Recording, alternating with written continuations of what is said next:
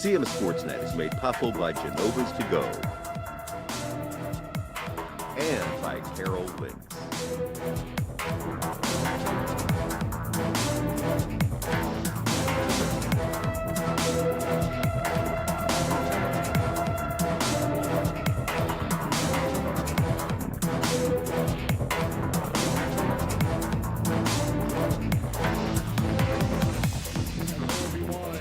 Welcome to the CMSportsNet football game of the week. It's week 4.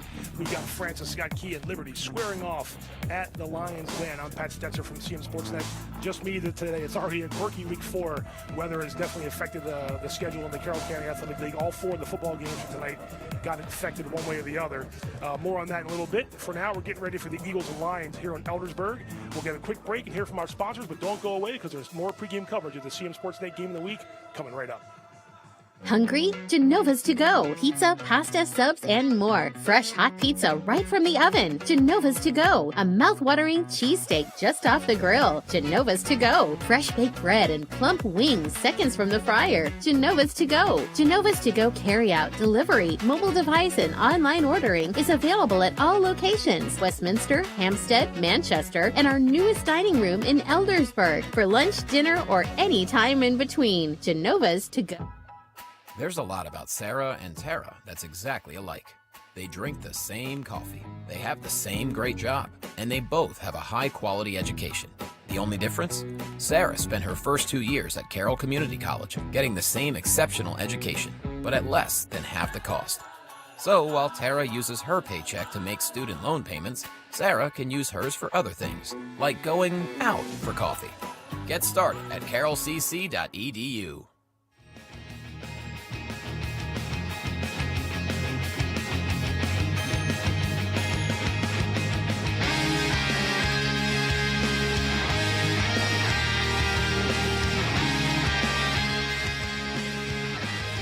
Welcome back to the CMSportsNet Game of the Week. Pat Stetzer here, getting ready for Francis Scott Key and Liberty, kicking off week 4, the 5 p.m. kickoff here in Eldersburg. Let's talk a little bit about the matchup, and we'll start with FSK. We'll start with Liberty. FSK, actually, my bad. 3-0, Eagles coming off a road win against Winters Mill. The Eagles have sophomore quarterback Jacob Etzler, who is leading the Carroll County Athletic League in passing yards through 3 weeks of play. They also have the top rusher in the form of senior Jermaine Dawson. Over to Liberty for a second. The Lions started 0-2 this season before defeating Manchester Valley last week in a nail-biter. Actually, the Lions had a big lead, had to hold on late to win 31-26. Liberty got its offense going last week after a couple rough first opening weeks, and they had the leading receiver in the county, Tristan West, and catches. And they're the team stats going into the game with a 1-0 record of both squads. Liberty 1-2. Again, FSK 3-0 for the first time since 2021. So players to watch in this game, a couple of top receivers, Bryson Lookingbill, basically a big play waiting to happen with those 34.7 yards per catch. And Tristan West leading the county in catches with 16 and yards with 285. We had a chance to talk to each coach beforehand earlier in the week to get set for the big matchup here in week 4. We spoke to David Cunningham of Francis Scott Key and Larry Luth of Liberty. Let's take a listen and a look and see what they had to say. Coach, maybe one word to take away from last week was resilience. You know, a big lead, and then hold on against a good county team. What can your guys take from a game like that? You know, you hope a game like that galvanizes you. Sometimes it will bring you closer together, and you know, we had to rely on each other for the win. Offense needed to do their part, and at the end, you know, the defense, they struggled in the second half with what they came up big on the 2-point conversion and came up big on that last drive. How have you seen the kids buy into themselves this year to start off the season 3-0? Started off with December, our off-season workout plans, strength and conditioning, and they just balled in. Having 19 seniors does help. You know, they've been with me since they were sophomores. Nobody's above the team. We all work together as one unit, and that's what I've been preaching. We preach win the day, and that starts in the classroom. And we have this mantra where, you know, we got to be 1-0 every day. You mentioned Friday, Key comes in undefeated, feeling good about themselves, and rightfully so. What's it going to take to compete against Key and get a win at home? You know, Dave's done a great job of building that program up. Coach Cunningham's done a great job. They're playing with a lot of confidence. They're playing excited. And again, you look at Mike Krause, obviously an awesome addition to that staff. You know, they're gonna put pressure in your face. I think a big key is going to be, are they going to try to blitz us to slow us down, or are they going to double Tristan, or, you know, what are they going to do, and then what's going to be our reaction to what they do? Then we got to do a better job stopping the run. I mean, no two ways about it. We've struggled with the run this year. What is it going to take to beat Liberty this upcoming week? Consistency and getting off to a good start. Liberty's a great football program. They have amazing athletes. Coach Larry, I look up to him. I hope to be as successful as him. And we just got to stay consistent. We got to have good drives. We got to stop all their offensive weapons. And, you know, it's going to be a tough one. The county's already tough as it is. That's high school football. You can't just go out to the transfer portal, pick up a D lineman. So, you know, we'll try to build and we'll try to get better each week. And hopefully this week we can slow down FSK a little bit. Our thanks to Coach David Cunningham, Larry Luth, and sports reporter Joshua Davis for helping us get the coaches ahead of this big matchup as Liberty Lions are about to take the field. We're going to go ahead and take a look at some of the rest of the Carroll County football schedule in Week 4. And you see the Lions coming onto the field, getting set for their matchup against Francis Scott Key. Here are the county standings. FSK, there you see them, 3-0 overall, 1-0 in the county. Liberty and Westminster also 1-0. Both got their first win last week. Century had their first county game this week. And Valley, South Carroll, Wintersville all looking for win number 1 in the county, and the Falcons looking for win number 1 of the season. And here's the schedule. So you see the FSK Liberty games at 5. Man Valley, South Carroll kicking off at 5:30. Walkersville and Westminster at 6. Wintersville versus Century actually got moved to tomorrow evening at McDaniel College because of the poor field conditions at Century High School. Here come the Lions in their blue jerseys and the gold numbers and the white pants. FSK in all white. We're going to have the coin toss here momentarily. Some of the student section from Liberty got here early to get ready for this unusual 5 p.m. kickoff. Moved it up a little bit. Ed DeVincent, the athletic director, to try to be in this window of no rain and some of the residual effects of Hurricane Helene really doing some damage up the East Coast. But we're about to have the coin toss here as the captains go out for Liberty and FSK. All right, ladies and gentlemen, here we go. Again, Francis Scott Key 3-0 for the first time since 2021. Go to the middle of the field. They beat the Lions that year, 2021, but this all-time series is owned by Liberty. You got to go back all the way to 2006, the last time, besides that 21 game that the Eagles were victorious against Liberty. Chase Miller.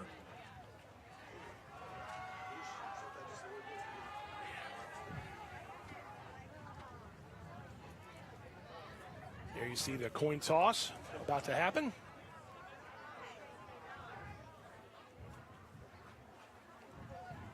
Liberty has won the coin toss and has deferred. Liberty wins the toss. Looked like it heads to me on the coin toss. It was tough to see, but so Liberty will defer. Francis Scott Key will receive the opening kickoff.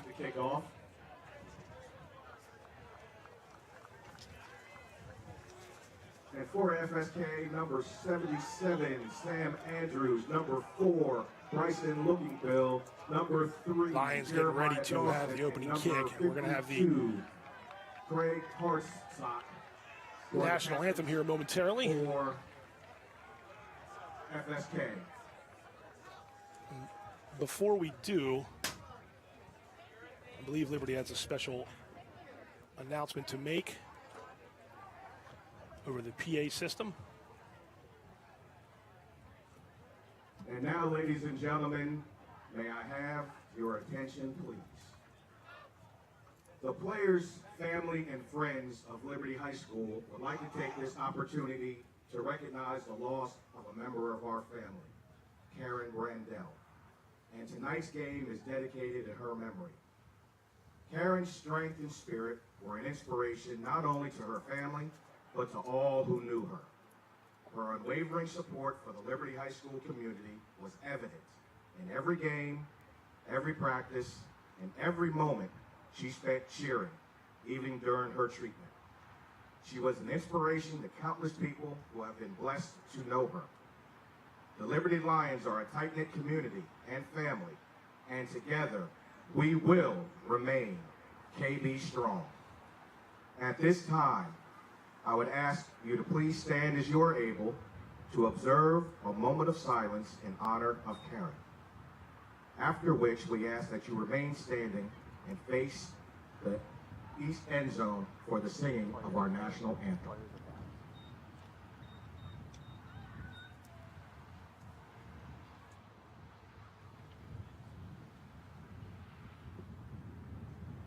Thank you.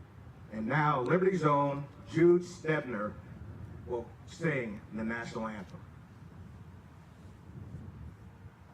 Oh, say, can you see by the dawn's early light what so proudly we hailed at the twilight's last gleaming, whose broad stripes and bright stars through the perilous fight, oh, the ramparts we've watched were so gallantly streaming, and the rockets' red glare, the bombs bursting in air, gave proof through the night that our flag was still there. Oh, say does that star-spangled banner yet wave? Oh, the land of the free and the home of the brave. Nice live version of our Star-Spangled Banner here at Liberty High School after the moment of silence for Karen Brandell, the wife of girls lacrosse coach here, Tom Brandell, lost a long battle with brain cancer, and a nice touching moment there with some of the people wearing KB Strong t-shirts and the moment of silence here at the Lions Den. So we are about to get set for kickoff here just a few minutes after 5 p.m. here at the Lions Den. Liberty High School, Francis Scott Key trying to get its second straight road victory in Carroll County Athletic League play. Meanwhile, the Lions looking for win number 2 on the season, and second at home as well.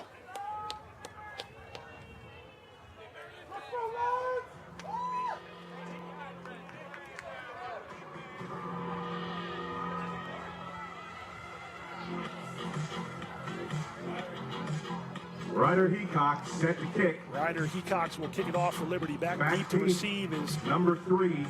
3, Jermaine Dawson, 4, Bryson Lookingbill. 2 of the big playmakers this year for FSK.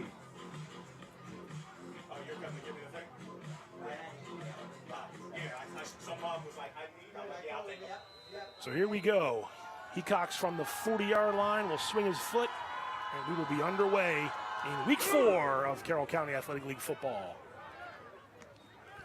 Jermaine Dawson right at the 10-yard line. Up past the 25, and that's where the Eagles will take over on offense. By number 15, Austin Safford, and number 25, Matt Brandell. The Eagles will start 1st and 10. So it's Jacob Etzler leading the offense for Francis Scott Key, sophomore leading the county in passing yards through the first 3 weeks of the season. It'll be 1st and 10. FSK from the 27, make it the 27-yard line. Let's go, team!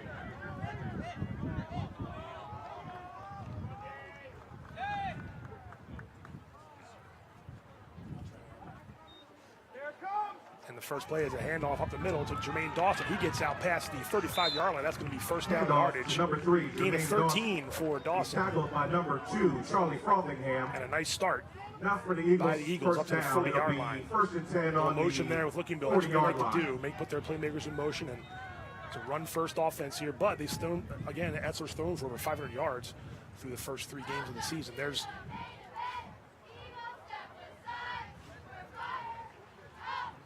first and 10 from the 40. We'll get a look at the starters here momentarily.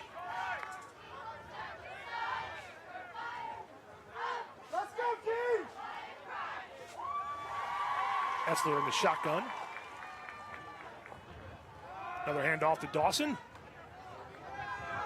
Trying to strip it away are the Lions, but no good. Well, again is run by number 3, Jermaine Dawson, and he's met by the Lions' pride. Pickup of about 3. Got about 3 yards. Starting offense for FSK. Etzler, Dawson, Raplogo, Looking Bill, Smith, and Rose. So a 4-wide set. And then the big lineman up front with Hardsock and Andrews and Fitzgibbon, Jones. And they'll be facing that Lions defense. Blake Cox up front, one of the top guys. There's talented linebacking crew led by Kevin Kern and a couple of two-way guys, Charlie Frothingham, David Akamboye, and Jonah Rohrer back there as well, one of the seniors in the defensive backfield. 2nd and 7 now. Handoff again. So it's been all Dawson so far, and he gets it up. Handoff again to number 3. 47-yard line. So another nice run by 55, Dawson. Danny Nelson.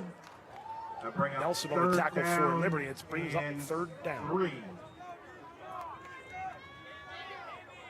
And as you know, ladies and gentlemen, it's 3rd down. Etzler gets the play from the sideline, trots back out to the huddle. So the first big play here in early going is a 3rd and short from the 47-yard line.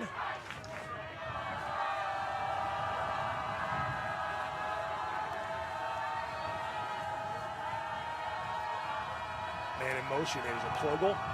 Fakes that up the middle to Dawson. He's got enough for the 1st down. So the Jermaine Dawson show continues.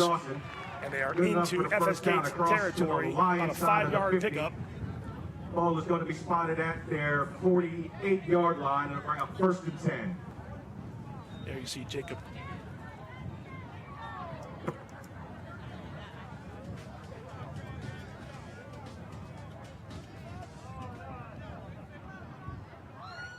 And the first play in late Lions territory here on this opening drive of the 1st quarter.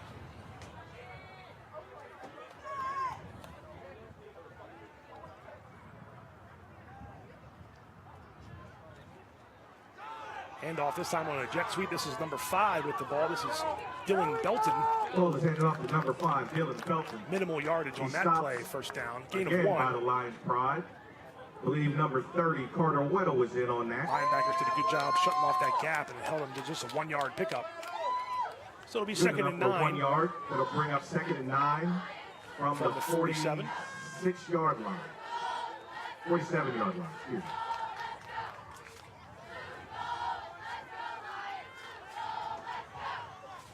Greg Hardsock, number 52, comes up as center on the line. One of the young men we spoke to in FSK season preview video we did earlier this year. Etzler's first pass complete.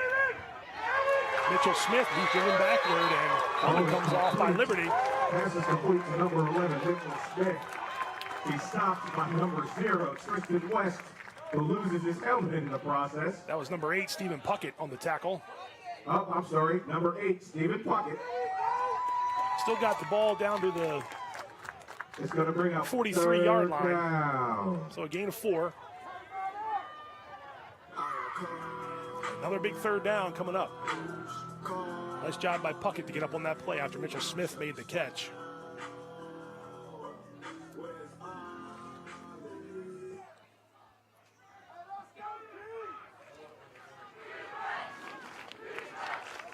Third and 5. Handoff was to Dawson. He broke a couple tackles, and I believe he's got enough for the 1st down. Off again to number 3. He's stopped by number Dawson. 44, Kevin Kern, and number 4, down to the Jonah 36-yard line, so a pickup of 7 rather. 6 yards, good enough for the 1st down. And Jermaine Dawson is on a good start in this 1st quarter.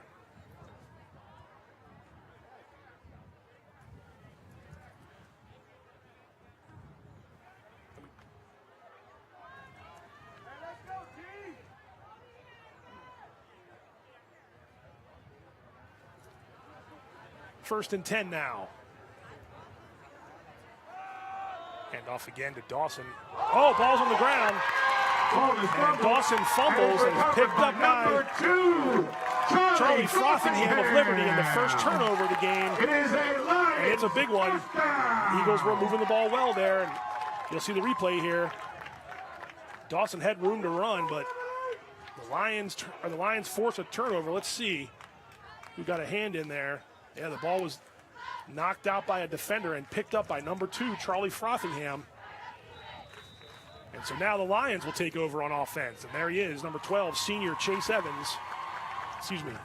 Miller of Liberty as the senior quarterback here, and they will start at the 33-yard line, rather. Watch out, some pressure gets away. Miller, I keep saying Evans, he rolls around, and we got an incomplete pass, but a penalty. For number 35, Riley I think they're going to get him on. There is 2 flags on the play. Looked like pass interference, but we'll see what happens here. So Miller gets away from the pressure, throws downfield incomplete, but there is a penalty, and it is pass interference on the defense. So that'll be a first down for Liberty. It'll be pass interference on the Eagles. Here's a replay here. You see Miller looking to get it to West. Good coverage. He had the pressure there from 26, Sean Daly, but Miller was able to get away from it, and then there was the contact there down around the 45-yard line. It'll bring up 1st and 10. So 15-yard penalty there makes it 1st and 10. And the Lions closing in on midfield as we close in on midway through the first quarter. Hard count, Poole stumbled with the handoff. Tackled immediately by number 31, Ben Lombroya. For a short gain. Now we have a dead ball penalty here in the defensive backfield. There is a flag at the 35-yard line. So Poole got a carry of about, well, actually he didn't really get much more than back to the line of scrimmage, so we'll see what happens here.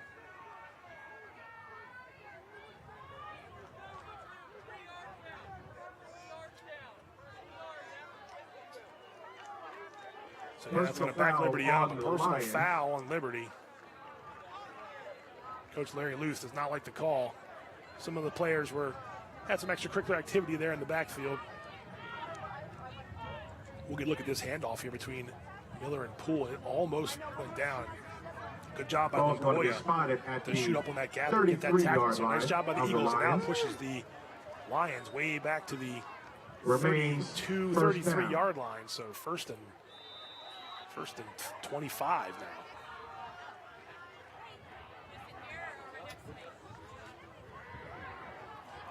There you see Chase. Fakes the handoff to, he's going up top. He's trying to get it to West. Overthrew. West didn't get behind the double coverage there, but incomplete. Tristan West is incomplete. They'll bring up 2nd down. So the first pass attempt there is incomplete. It'll be 2nd and long.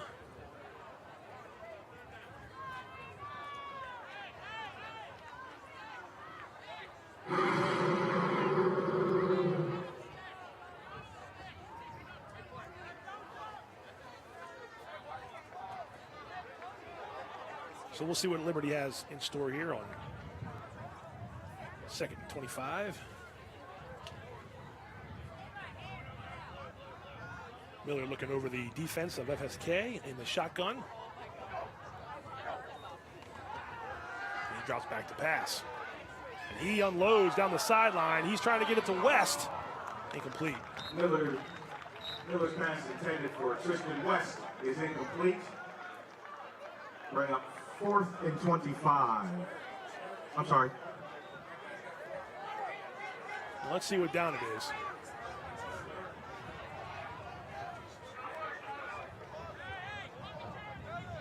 Yeah, they might be changing it. No, yeah. I think that was after the play. I guess they made that after the first down, so I believe it is 4th down.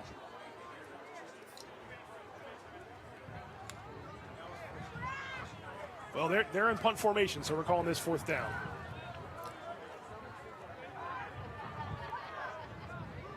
Hecox is the punter for Liberty. And he awaits the snap. Gets it off. Heacock slips, but it's a pretty good punt. Mitchell Smith picks it up. And he gets it up to the 45-yard line. Forced out of bounds. Heacock's punt is returned by number 11, Mitchell Smith. By the Lions. He's pushed out of bounds at Matt Brandell. 45-yard line. Bring up 1st and 10. And so the Eagles' second drive starts in good field position. Just one turnover so far in the game. But the Eagles forced Liberty to punt, even though the Lions committed a penalty there on themselves and pushed them back behind the stick. So here we go, 1st and 10, Francis Scott Key from the 45-yard line.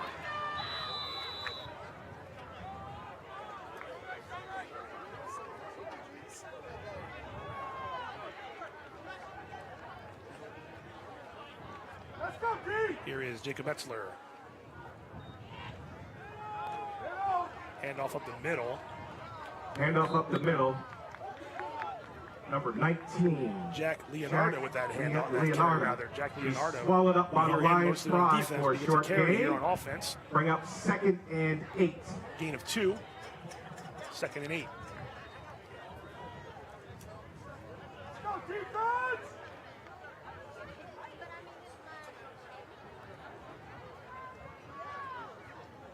So 2nd and long here with coming up on 5 minutes to go in the first quarter.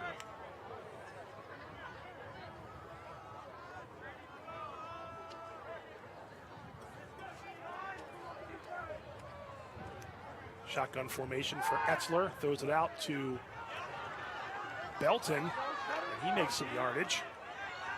Brought down along the key sideline, but very close to a first down. He's tackled by number 5, Colin Martin, with the assist from number 44, Kevin Kern. Now let's see what they mark this. Needed to get to the 45. First down. Good enough for a first down.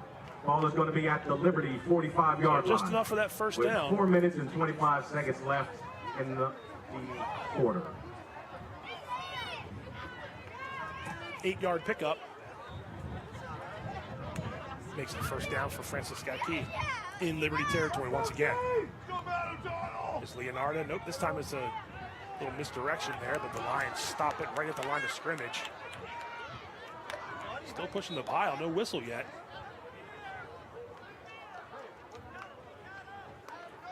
That was David Guyman, number 44 on the carry. Stopped by number 70, Matthew O'Donnell. No yards on the carry, no gain. Second and long. No gain. Good defensive play there by Liberty. Brings up 2nd and 10.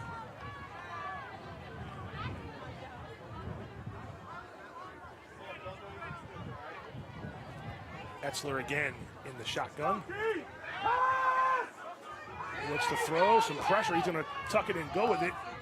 And stumbles down near the line of scrimmage, and a flag comes out. Oh, the quarterback keeper. He's pushed out of bounds by number 52, Max Grosslinger. There is a flag at the 47-yard line. Max Grosslinger on the holding tackle, but against it's going to be a FSK. hold on Liberty.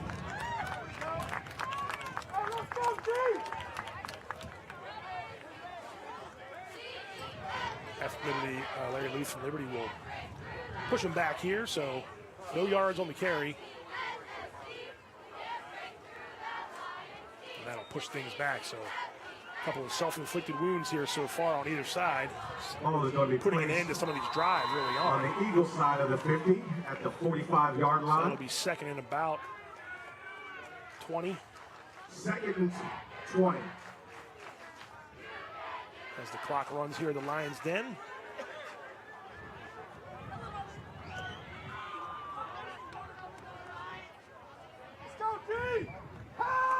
Etzler will throw it, and incomplete. Trying to get it to Mitchell Smith. Pass intended for number 11, Mitchell Smith. Incomplete. On the coverage, number 8, Stephen Puckett.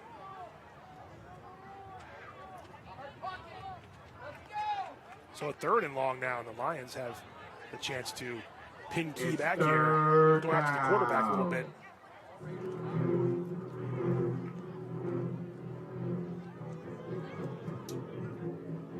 Third and long.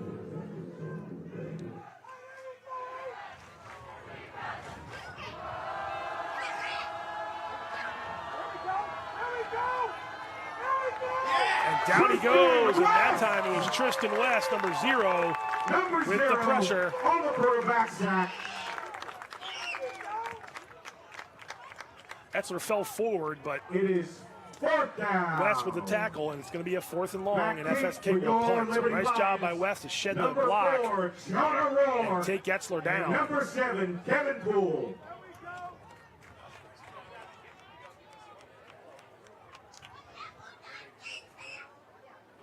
Back to kick, number 82, Cam Lambroya.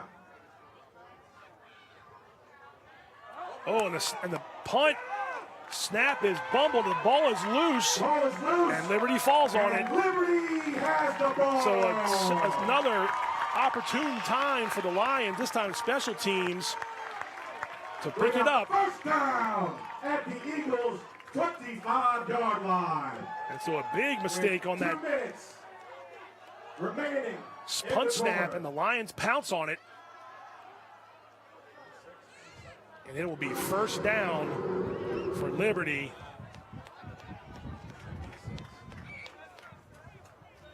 At the 26-yard line. So by far the best field position for either side here, and it comes after a mishandled snap on the punt. And the Lions jump on it as the ball was bouncing around a little bit on the turf.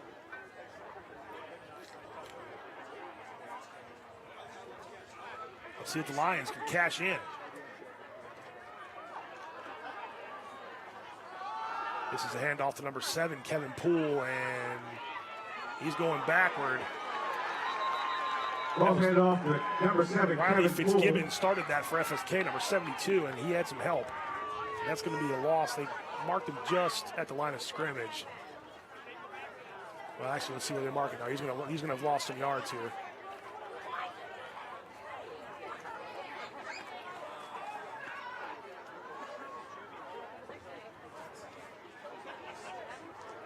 There's a loss on the play. Bring up 2nd down from the 38-yard line, 34-yard line. So it's 2nd and about 16.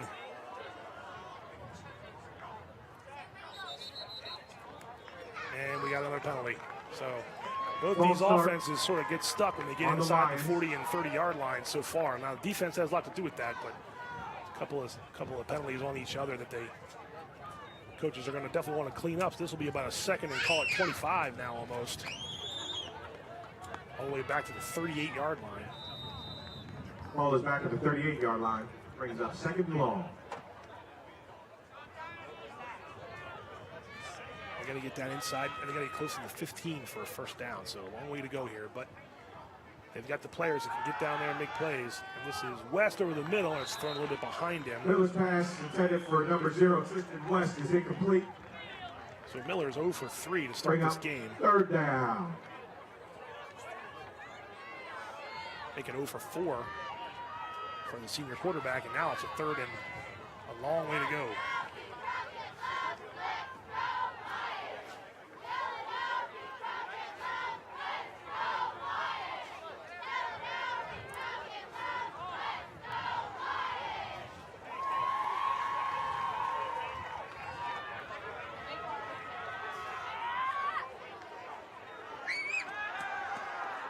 Miller's going to throw it again. On the sideline, incomplete, but there is a flag. Ball intended for number 0, Tristan West, is incomplete. There is a flag on the play.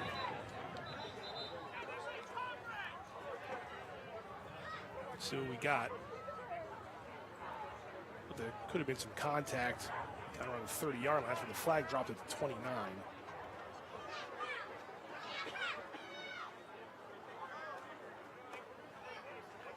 Officials talking it over.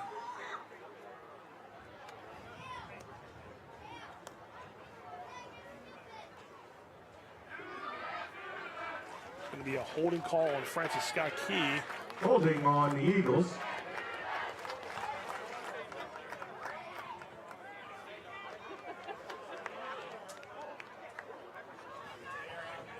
Now That, I don't believe that's a first down yet, so it's still third down. Third down at the 20-yard line. Much more manageable now, 3rd and 20. I mean, not the 20, excuse me, and they have to get to about the 16, so it looks like it's about a 3rd and 4. So big penalty there on that pass attempt that gets wiped out because of the penalty.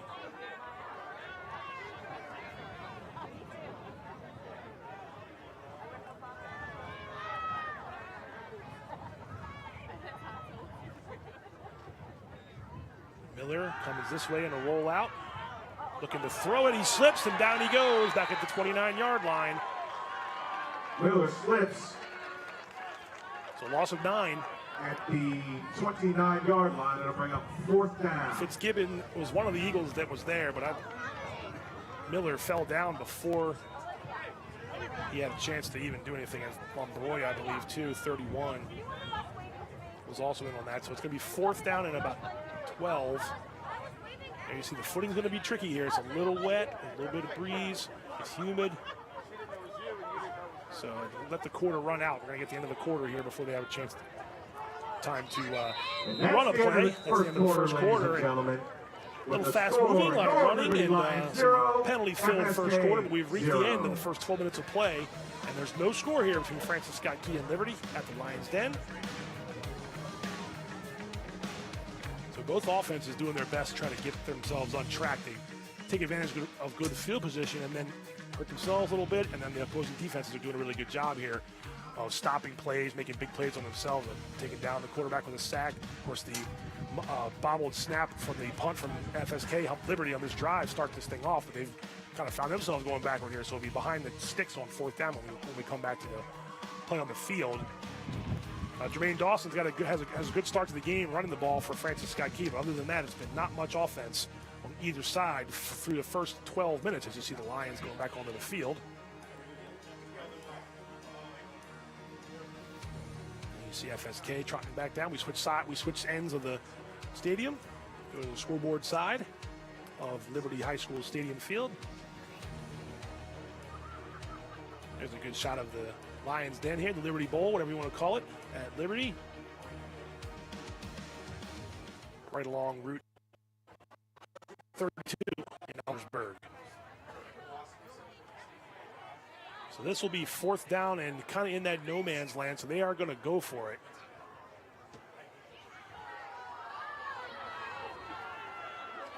Miller is in the shotgun.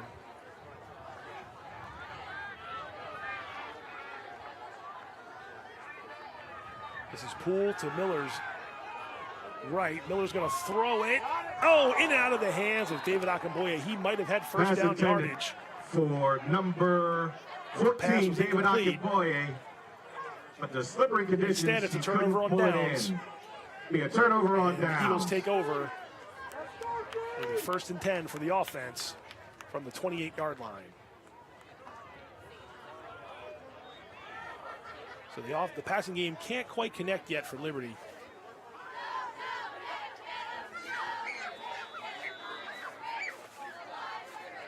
See a replay there. Akamboye got some space.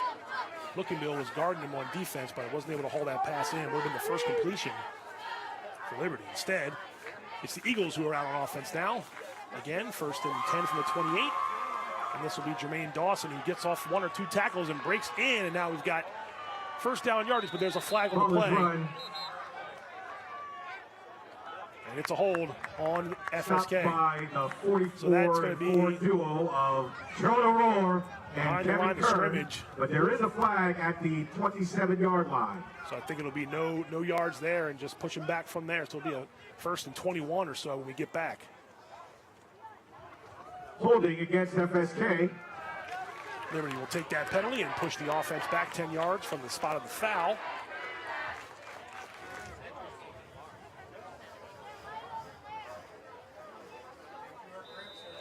Ball is going to be spotted at the 18-yard line of the Eagles. So it'll be a 1st and 20. Way back inside the 20, back to the 18-yard line. So offense is getting in their own way here on both sides through the first quarter plus.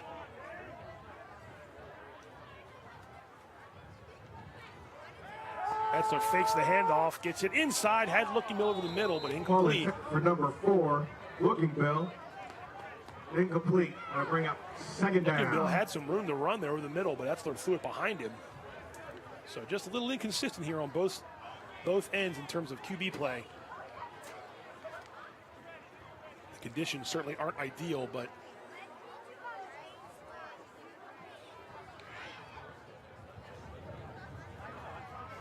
both teams have to kind of figure this out as Helene does her best to make things a little bit dicey here along the East Coast this weekend. Second and long. Etzler drops back. He's got pressure coming from the far side. Gets away, slides down. Quarterback keeper. He's tackled by number 15, Austin Safford. Up to about the 22-yard line, so a gain of 5, but it's going to be Gain third of and 5 long. on the play. Ball is going to be spotted at the 22-yard line. It's third down. Ball's at the 23. So it should be about 3rd and 15 or so.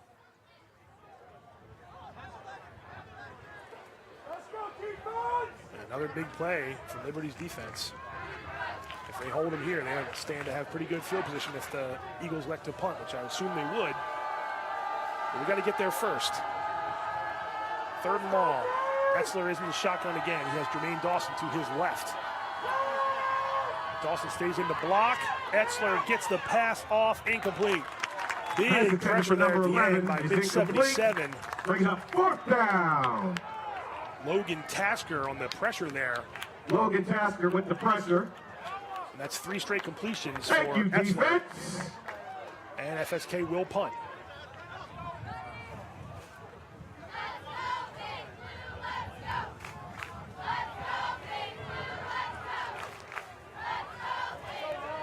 Number 10 for FSK. Cam Lamboya Pickney is set back the to punt. punt. Back for the Lions. Number 7, Poole. And number 4, Roar. So Jonah Rohr and Kevin Poole are back to receive this punt. Last time the snap was bobbled and Liberty fell on it. This snap comes in clean, but there's a flag. And it's a false start on FSK. False start on FSK. We'll move them back. It looks like Ethan Pinkney maybe is the punter, number 10. Hard to see the number from here. Ethan Pinkney is number 10 on the roster. I believe he's the punter. So now Rohrer and Poole, and that's number 10, and on the roster that goes down as Ethan Pinkney. So Poole and Rohrer are near the midfield line, so this could be Liberty's chance to have some good field position here as well. Better snap this time. Pinkney gets his foot into it. And it's going to be Rohrer at the 50. Rohrer is inside the 40, down to the 30. The flag flies in. With the reception. We have multiple flags on the play on the FSK side. Rohrer's down at the 30-yard line. We have flags coming in on the end, and it looks like some extracurricular activity. Again, we'll see what happens here. Kevin Kern from Liberty coming off, and it looked like Mitchell Smith got into it. We'll see what happens here. The officials talk it over, and a good return by Jonah Rohrer down to the 31, but hold on for a second. Rohrer got it at about midfield, so a 20-yard return for the senior. And let's see what they do here. Looked like some contact during the play, and then afterward, I saw Mitchell Smith maybe just sort of swipe at Kern's helmet, and they might have caught that on the key side for a penalty, but we'll see what happens here. See the officials talking it over.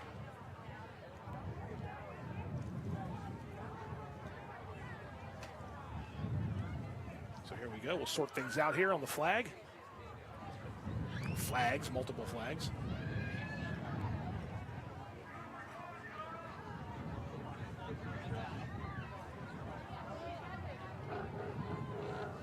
Sportsmanlike conduct on Liberty and a personal foul on FSK.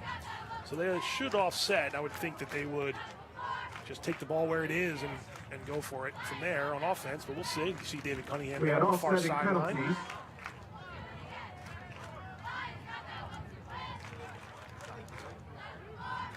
they should have just offset. They were after the punt, so it should have just offset.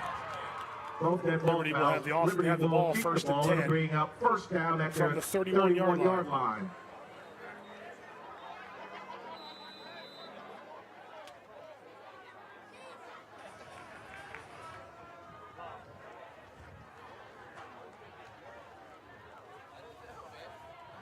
Kevin Poole gets this handoff. He goes to the left side, steps around one tackle, taken down by 19 Jack Leonardo, but some good yardage by Poole to get close to the 25-yard line. Gain of about 5. Gain of about 5 yards. Bring up second. Good yardage there for Kevin Poole, one of the top returning rushers from last season, coming back this year.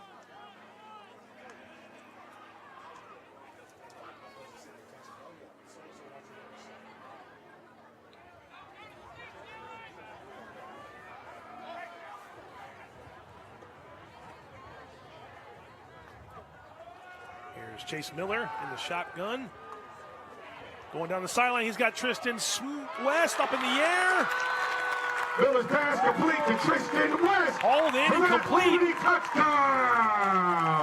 And that is a Lions touchdown. It'll be a 26-yard completion for a touchdown. The first completion of the night for the Lions down the sideline. Little up and out or up and go, whatever you want to call it. And West jumped up and made the catch. Toby Adelaja, when the cover's there, tried to get his hand in there and knock it away, but West, with the big hands and athleticism, made sure that did not happen, and this will be Ryder Hecox attempting the extra point. And we'll have the first point of the game.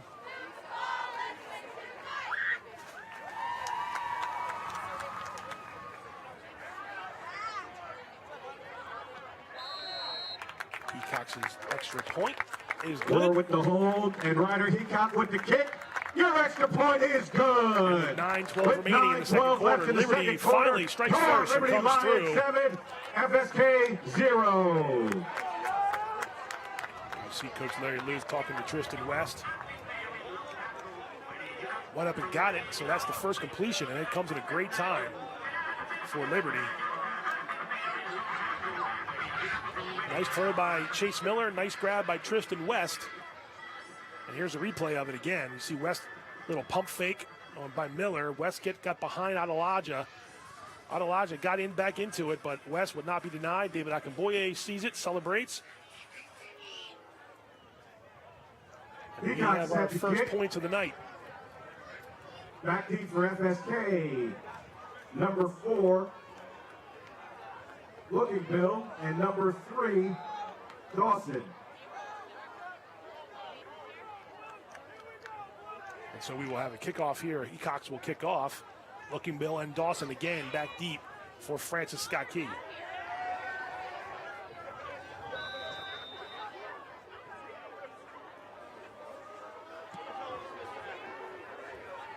This will be Looking Bill gets his first time from inside the 10. Trying to get a block from Dawson. Got him away from one, but not the next one. And Liberty swarms him under.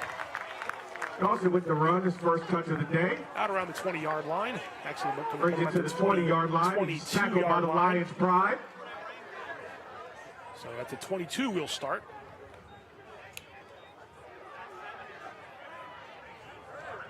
Lions defense will take the field.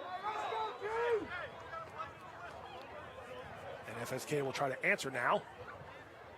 After the Lions scored on their last possession, following a nice return on the punt by Jonah Rohrer. And then the nice touchdown pass, Chase Miller to Tristan West. This will be a handoff to Jermaine Dawson, and that's good yardage again. So back to what they did on that first drive. He stopped by number 30. To the 29-yard line, a gain of about 7. No, we'll call it gain of 6. Gain of 6 on the play, bring up 2nd and 4. 2nd and 4, excuse me. So Dawson off to a good start here running the ball.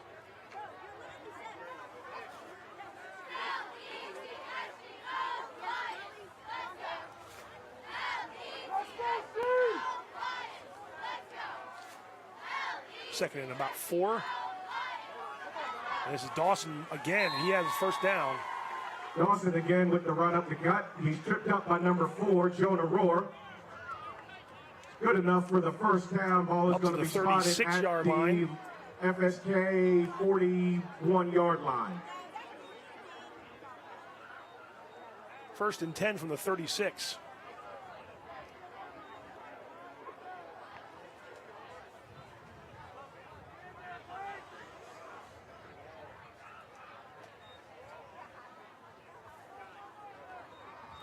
Let's go, D! This is a jet sweep for Looking Bill, and Bryson Looking Bill gets around the right side, and he's up to the 42-yard line. Let's see where they mark it. 43, so that's a gain of 7, I believe. 6 or 7 on first down, so a couple nice runs here.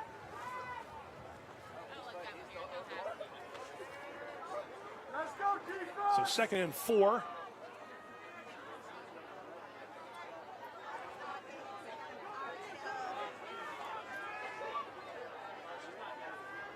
Here it comes, Steven! Here's a toss to Dawson, gets around Kern. Nice job by Jermaine Dawson. Dawson with the run. He's stopped by number 55, Danny Nelson.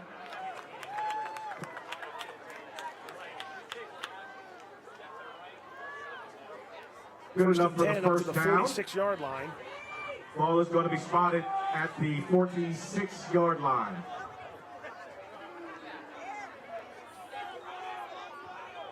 So good job with running the ball here as that Francis Scott Key with Looking Bill and Dawson carrying the load. You see Dawson already pretty dirty in those all whites they wore on the road here in the mud and the rain and the wind, but that's the mark of a good start to a game. There's a pass out in the flat completed to number 2, Chase Rapogle. Excellent pass complete to number 2, Chase. He's stopped by number 55, Danny Nelson. Down to the 48-yard line of Liberty, so into Liberty Bring up territory. 2nd down and 4. Ball is on the Lions side of the 50-yard line.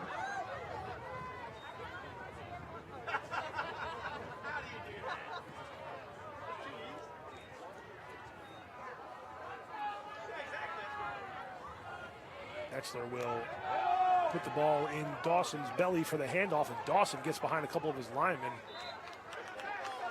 Hardsock is in there trying to get a tackle on. He's right near the line of scrimmage. In fact, it looks like he's got first down yardage. Number 55, Danny Nelson. Yep, first down. First down for Francis Scott Key. Good enough. Run is good enough for a FSK first down. The Eagles moving the ball well here on this placed drive, running the ball at the 43 right into the heart of Liberty's line. defense.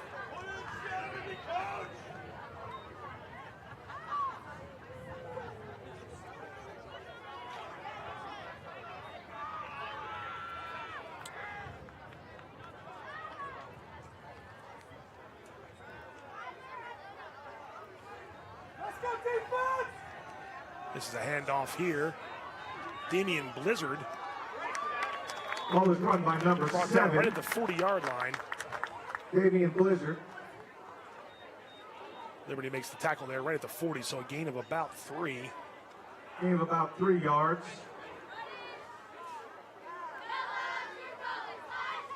It'll be 2nd and 7.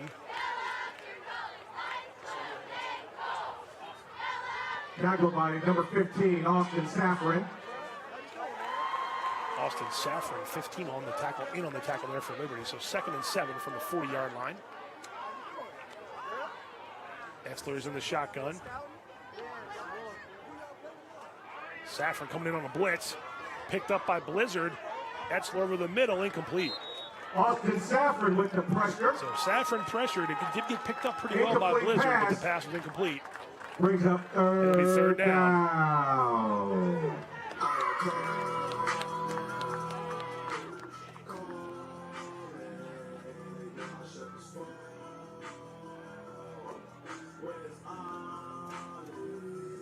Third and 7 from the 40.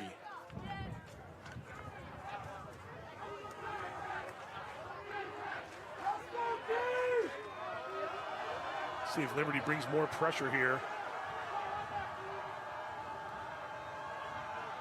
Oh, the ball Well, again, bad snap from Etzler to Lookenbill.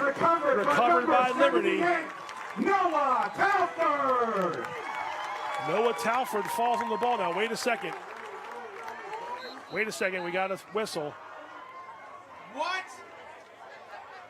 So it's an incomplete pass. It's an incomplete It's pass. an It incomplete was a shovel pass. pass forward. They're calling that a forward pass.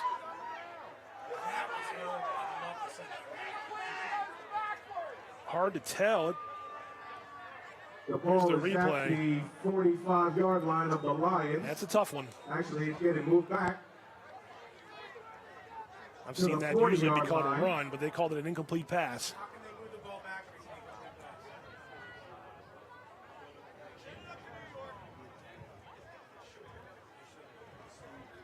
The ball's back on the 40 where it's supposed to be, but it's fourth down. The 40-yard line. FSK offense is still in it. And the offense is on the field for Francis Scott Keys. They'll go for it with 4:05 to go. It's a handoff to Dawson. Ball is handed off and he stopped. I'm not sure about that play call on 4th and 7. Saffron. Anyway, either way, it's a turnover on downs. I wonder if FSK knew what down it was. That was a weird play call on 4th and long, but they did give it to Dawson, and Liberty was on it. Turnover on downs. They're going to put it at the 42, so there's a loss of 2 yards. Loss of 2 yards on the play. Liberty will take over at the 42-yard line. Bring up 1st and 10. Nice job there by 15, Austin Saffron.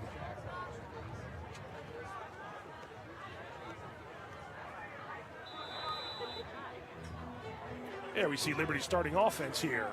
Miller, Poole with West, Akinboye, and Wickline as your receivers. Sean Case, tight end, and the big boys up front, Grosslinger, Tucker. We just heard Noah Talford's name fell on that loose ball. We thought it was a turnover at the time, but it turned out to be an incomplete pass called on the field. Either way, the Eagles went for it on 4th down, and the Lions get it in good range here at the 42-yard line. This is a handoff to Kevin Poole, and he's got some room to run here on the right side. Taken down by Chase from Vogel. Some running room. And a big run by He's Kevin pushed out of Poole. bounds at the 42-yard line. So it's a Good gain enough of for Liberty 1st down. 18 yards. James.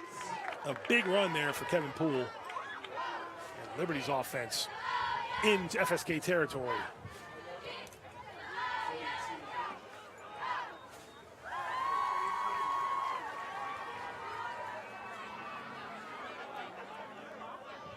$16-yard gain, rather, on that last play. My mistake.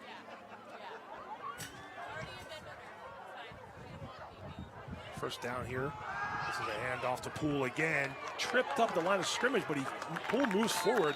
Poole is Ben tripped up at Longoria the line had of it for a scrimmage, moment. but makes it to the 34-yard line. Down to the 34-yard line, so a gain of about 8.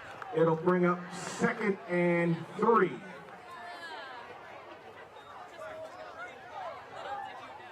Nice running here by Kevin Poole so far on this drive. 16 on the one play and about eight more on this play. So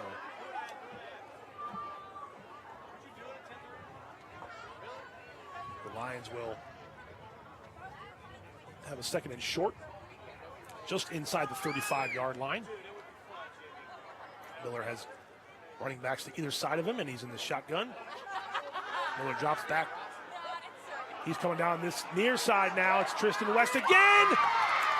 Miller's Incomplete. West is almost had it. incomplete Incomplete. to Tristan West.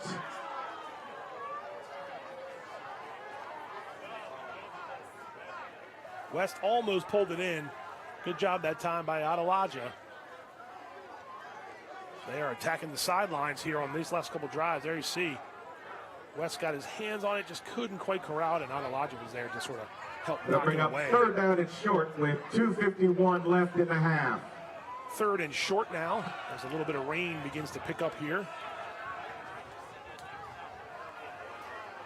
All things considered, the conditions pretty good here at Liberty. A lot of rain the last couple days, and Ed DeVincent, the athletic director, made the decision to move the game up to 5 o'clock and got everything ready to go. Here's Poole. He jumps around the edge. He's got first down yardage and more. And Kevin Poole knocked out of bounds inside the 20-yard line. Along the FSK sideline. Good enough for the Lions. Down to the 19-yard line. James. First and 10 from the 19. Tackled out of bounds by number 5, Dylan Belton.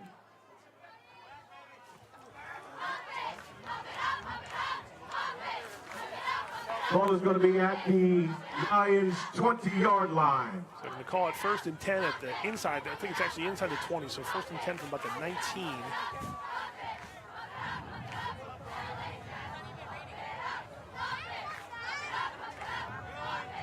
We get ready for 2 minutes to go in the opening half, second quarter action here at the game of the week. This is a handoff to Kevin Poole up the middle, and he stumbles his way into the end zone for a touchdown. 19-yard touchdown run for Kevin Poole. To the end zone, good enough for a Liberty touchdown. Nice job by Poole to stay on his feet. And you see the celebration there on the sideline as Poole comes off.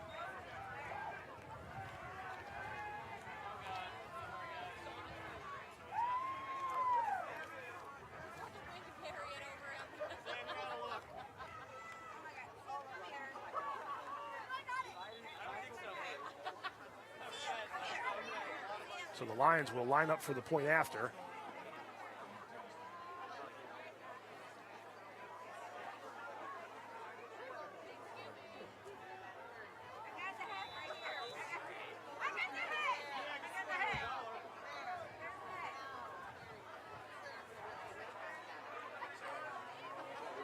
So the extra point will be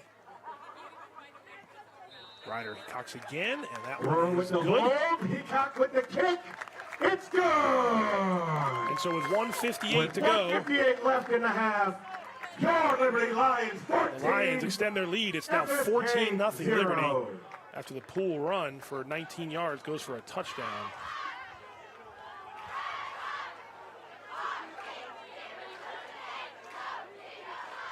And after a quarter or so of some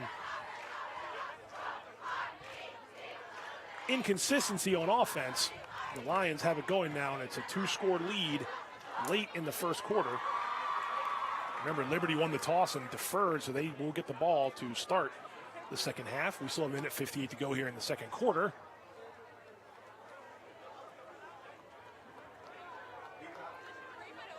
Heacock has the Lions set.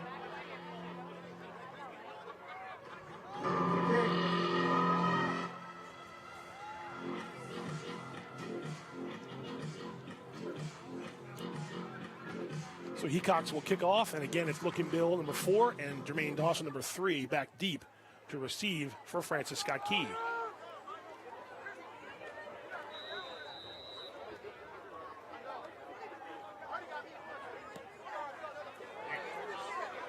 Heacox with a nice kick. This is Dawson from about the 10-yard line.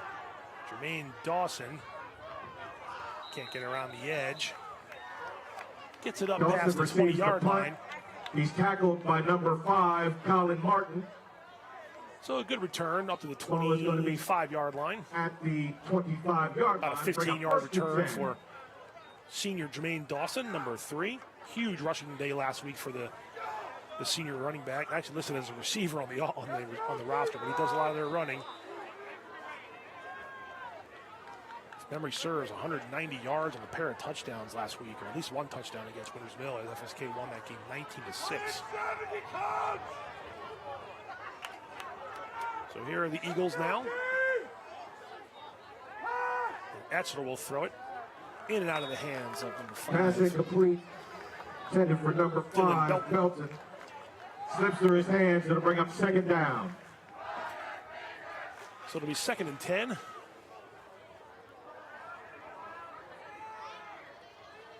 From the 25-yard line.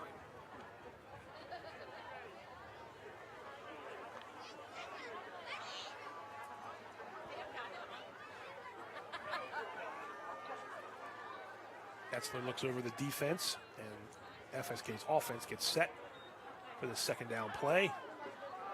Over the middle, incomplete. Oh, almost caught on the tip. They're trying to get it to almost caught by Brady number Haddock. 12. Hannah and number 5, And Belton. Belton had a chance to But it pick slips that through off, Belton's almost like fingers. an immaculate It'll bring up reception kind of a 3rd deal and there, 10. but it goes down as an incomplete pass. Yeah, Belton got behind everybody. It would have been down there with the catch, but you see he was upset with himself about not picking that off. It wasn't even intended for him, yet he still had the wherewithal to sort of watch the ball come into him and almost circus grab. But it is incomplete, and it's 3rd and 10 now from the 25-yard line. So with 1:41 to go, a stop here, and Liberty would have a chance to get it back and have some time to do some damage here late in the half. We'll see what happens here, though. 3rd and 10 with 1:41 left.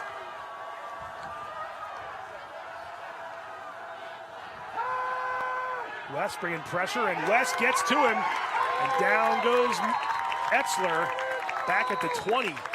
Number 0, Tristan West with the pressure and the sack.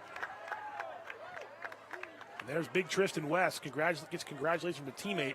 He's been doing it all tonight. The touchdown catch and a couple QB pressures. This one's going to be a sack. Timeout on the field. And Liberty coach Larry Luth calls a timeout. So a wise timeout with 1.5 to go.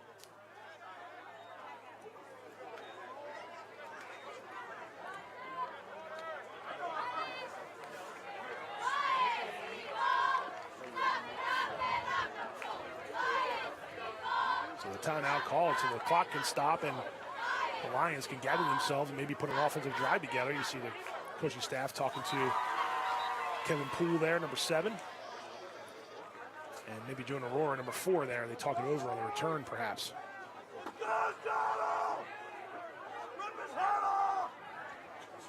Eagles set the punt back for Liberty. Number 7, Kevin Poole, and number 4, Jonah Rohr. This time the punt is away.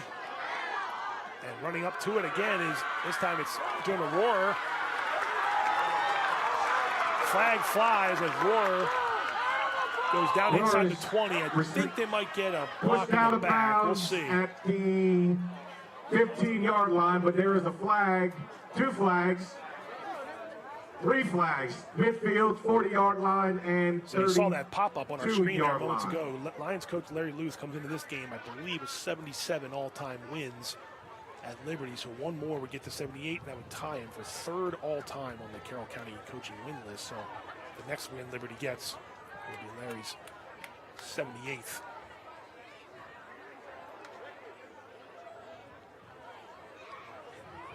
The only guys in front of him are Ken Johnson of Liberty and Winters Mill, and also Ken Parker of South Carroll. Of course, there's one more in the middle of that one as well. Those are the top 2, so Booth would be tied for 3rd with those 2 guys in front of him. There's the Jonah Rohr did a good job of returning that, but it's going to be a holding call on Liberty to bring this back to the 45-yard line. With 1:16 left to go in the half.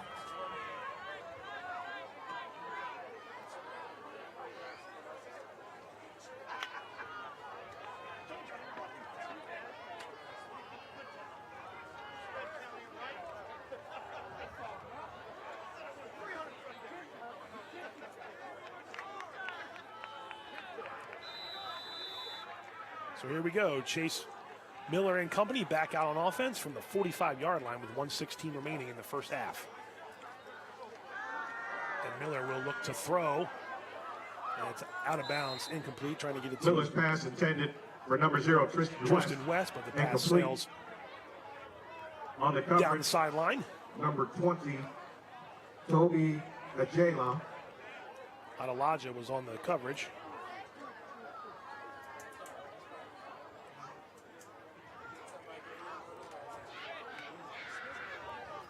Second down and 10 from the 45.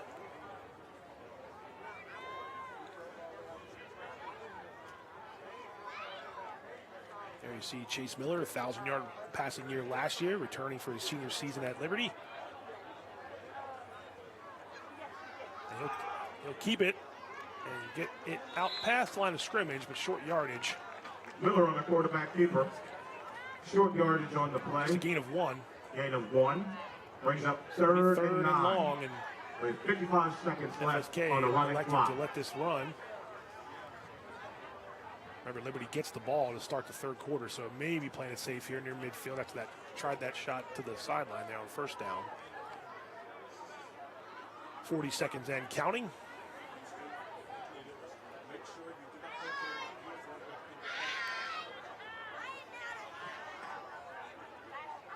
.30 seconds now and counting. Third and long. There's a toss to Poole. He cuts it back. He's out past the 50. He's out of bounds, and he gets a first down. Miller's pass.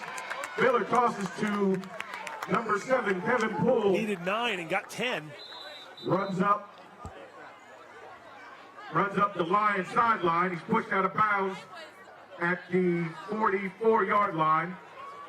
And it's good enough for a Liberty first down. See Poole. Move those chains. Now I think the official wound the clock, so maybe Coach Luth had to call a timeout. And I wonder because he was out of bounds, that would stop the clock, but 16 seconds, and it's a 1st and 10 from the 44. Miscommunication there, I think, on the sideline. Not sure what the call was there, but regardless, it's 16 seconds. Clock is stopped. Now we're back in play. Oh, he had Tristan West there open, but a Miller's little overthrown. pass intended for Tristan West. That'll bring up 2nd and 10 over his with 10 fingertips. seconds will show on the Incomplete. clock.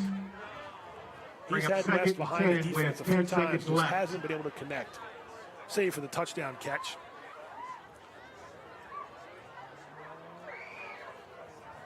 Again, Adelaja on the coverage there, but that ball just a little overthrown, and West, not sure, maybe West might have pulled up slightly.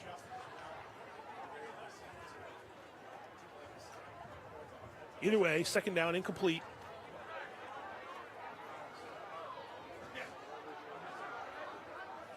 .10 seconds remaining in the half. Now, stay tuned, we'll have some highlights from the first half and talk about what we saw, see the team stats. This pass is caught. Akinboye trying to make some guys miss. Actually just made it. Miller's pass complete to David Akinboye. And let's see, it might be 1 second. 1 second left on the clock they're asking for, I believe, and they called a timeout. Gain of 4 on the Akinboye got play. It'll bring up 3rd down. 4 yards. With Trying to make 1 something second happen. left. They are going to put a second back on the clock. And Larry Luth called the timeout.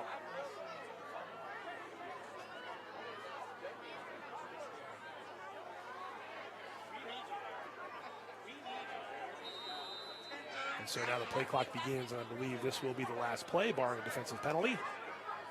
Last play of the half. From the 41.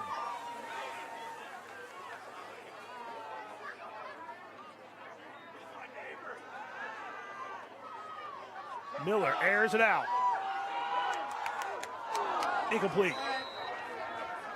Miller's pass incomplete, intended for number 17, Sean Case. Sean Case was the intended And that is receiver, but halftime, incomplete at ladies and gentlemen. around the 5-yard line, and we have With a reached score of halftime, where the score 14-0, is Liberty 14, Francis Scott Key 0. The Lions will get the ball to start the third quarter.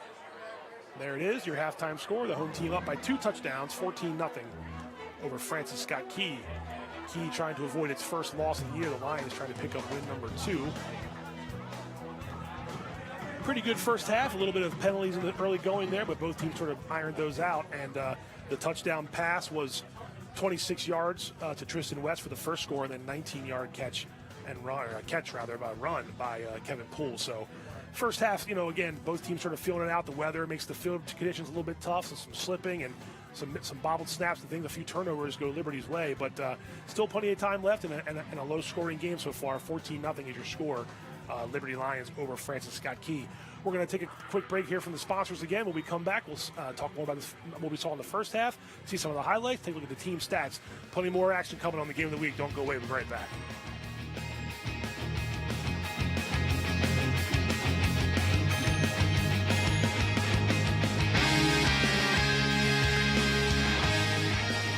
Hungry? Genova's to go. Pizza, pasta, subs, and more. Fresh hot pizza right from the oven. Genova's to go. A mouth-watering cheesesteak just off the grill. Genova's to go. Fresh baked bread and plump wings seconds from the fryer. Genova's to go. Genova's to go carry-out, delivery, mobile device, and online ordering is available at all locations. Westminster, Hampstead, Manchester, and our newest dining room in Eldersburg. For lunch, dinner, or any time in between. Genova's to go. There's a lot about Sarah and Tara that's exactly alike. They drink the same coffee, they have the same great job, and they both have a high-quality education. The only difference? Sarah spent her first 2 years at Carroll Community College, getting the same exceptional education, but at less than half the cost. So while Tara uses her paycheck to make student loan payments, Sarah can use hers for other things, like going out for coffee. Get started at carrollcc.edu.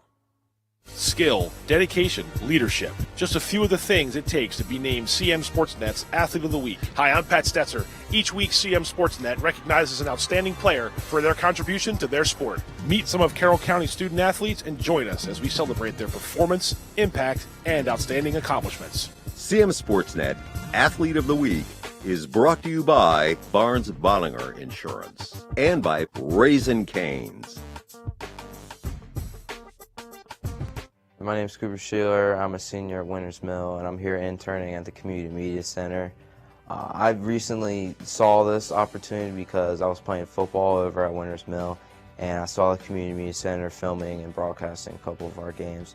So I thought that was a really cool way to connect with the community, and I really wanted to be a part of that. Pretty much what I do throughout the day is I help with graphics throughout their game on segments and game of the week, and I also help out prepare stats for all the seasons, the spring and the winter and the fall.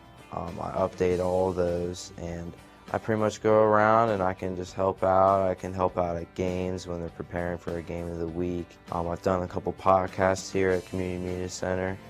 I would highly recommend people come in here for an internship. It's a lot of fun. The people that work here are really nice, and you get to experience a lot of cool things that you've probably never done before. You can help shape the future.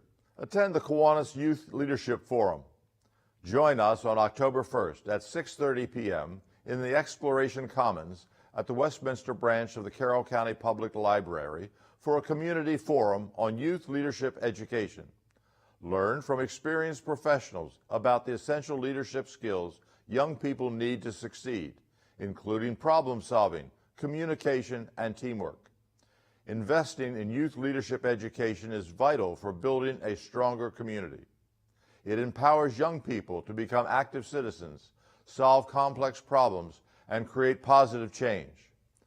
Kiwanis has a proven track record of empowering young people to become positive forces in their communities.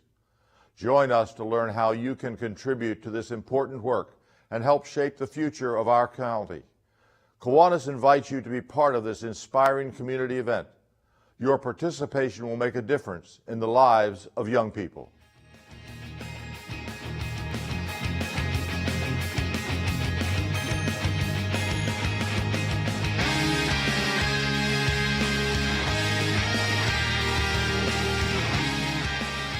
Welcome back. Halftime here at the Lions Den in Eldersburg, Liberty High School, where the Lions lead Francis Scott Key 14-0.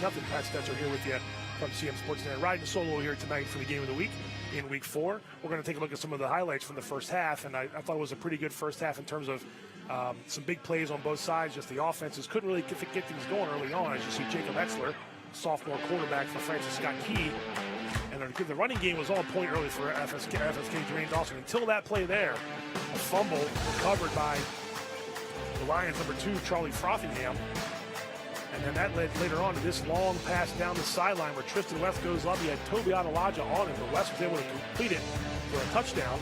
That put the Lions up 7-0. Kevin Poole got in on the action on some running plays here for the Lions. Got themselves in a pretty good position to try to attack the end zone again. And then they call Poole's number. He comes right to you, and he stumbles into the end zone and stays on his feet. That was good for a 19-yard touchdown run, made it 14-0 after the extra point. And there's Tristan West doing it on defense, big sack. on Jacob Betzler, the quarterback. So Liberty's getting some pressure, and they're starting to get their running game going just a little bit. Keys defense is playing well. They're keeping themselves in the game. As you see, Poole got first down yardage there, but we'll go ahead and take a look at the team stats. Not a lot of passing yards to speak of here. Key doing a good job on the rushing yards there, 65 in the first half. The 2 turnovers, though, costly for Key as they were driving on both those possessions, and that led to turnovers, and Liberty capitalized on a couple of those. 6 first downs apiece.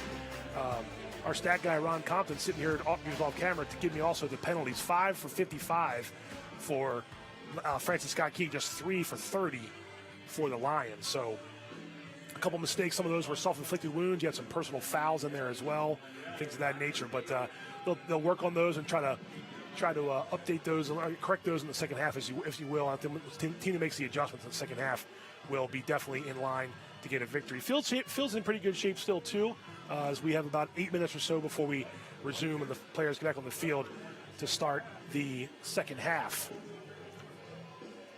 We go and look at the stat leaders if we want to. The stat leaders entering week 3. Coaches submitted stats to CMSportsNet earlier in the week.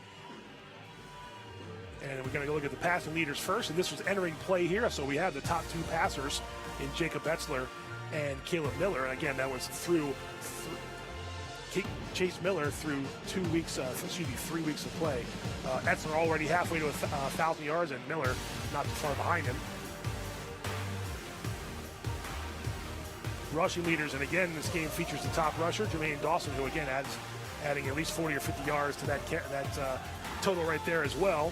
Kevin Poole not too far behind him. So a lot of guys, and of course, look, you see Jermaine Dawson having 9 yards a carry, and he has his 2 touchdowns. JT Ferguson had a huge game last week as well for Century. Receiving leaders, once again, we have the leader tonight. Tristan West had 16 catches for 285, so that goes up a little bit, and he adds another touchdown to his resume. Also, David Akaboye there for Liberty among the leaders in catches. And then some defensive leaders. You got some tacklers and sacks and tackles for loss. You got Gabe Lee of Westman's leading the way, but Charlie Frothingham at 31. He's got a fumble recovery now to add to the list. Kevin Kern in there too for Liberty. So, and then you got Replogo and Lookinville. So a lot of the leaders through the first 3 weeks of the season are in this game tonight between FSK and Liberty.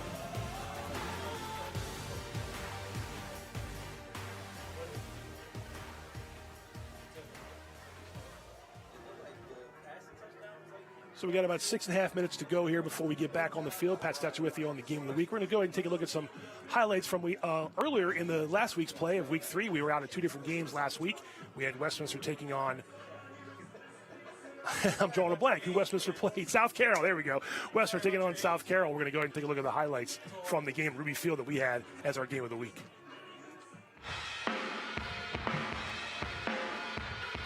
Westminster hosted South Carroll on Friday, September 20th in a Week 3 football matchup, the first Carroll County contest of the season for these long-standing rivals. Midway through the first quarter, and the home team strikes first. Quarterback Rory O'Connor to Brady Troop for a 6-yard touchdown, and the PAT makes it 7-0 Owls. South Carroll gets on the board before halftime on a 4th and goal play. Manny Rodriguez surges over the goal line. Cavaliers miss the PAT, and it's 7-6. But Westminster answers before the break. O'Connor goes up top into triple coverage, but Canton Rudders goes up and makes a huge play for the touchdown catch. Owls lead 14-6 at halftime. The Cavaliers force a 4th down late in the third quarter, and Westminster goes for a 25-yard field goal. But SC's James Graham gets a hand on the ball, and it misses. Cavaliers can't move the ball and punt it back to the Owls, and one play is all they need to score again. Sophomore running back Kaysen Doan up the gut for a 38-yard touchdown run. Westminster misses the PAT but leads 20-6. Westminster goes to the ground the rest of the way, but South Carroll isn't done yet. A stop on 4th down near the goal line, led by Wes Barger on the tackle, gives the offense one final chance. Cavaliers quarterback Caleb Evans feels the heat on this pass rush from Isaiah Taylor, and the sophomore gets home for the sack.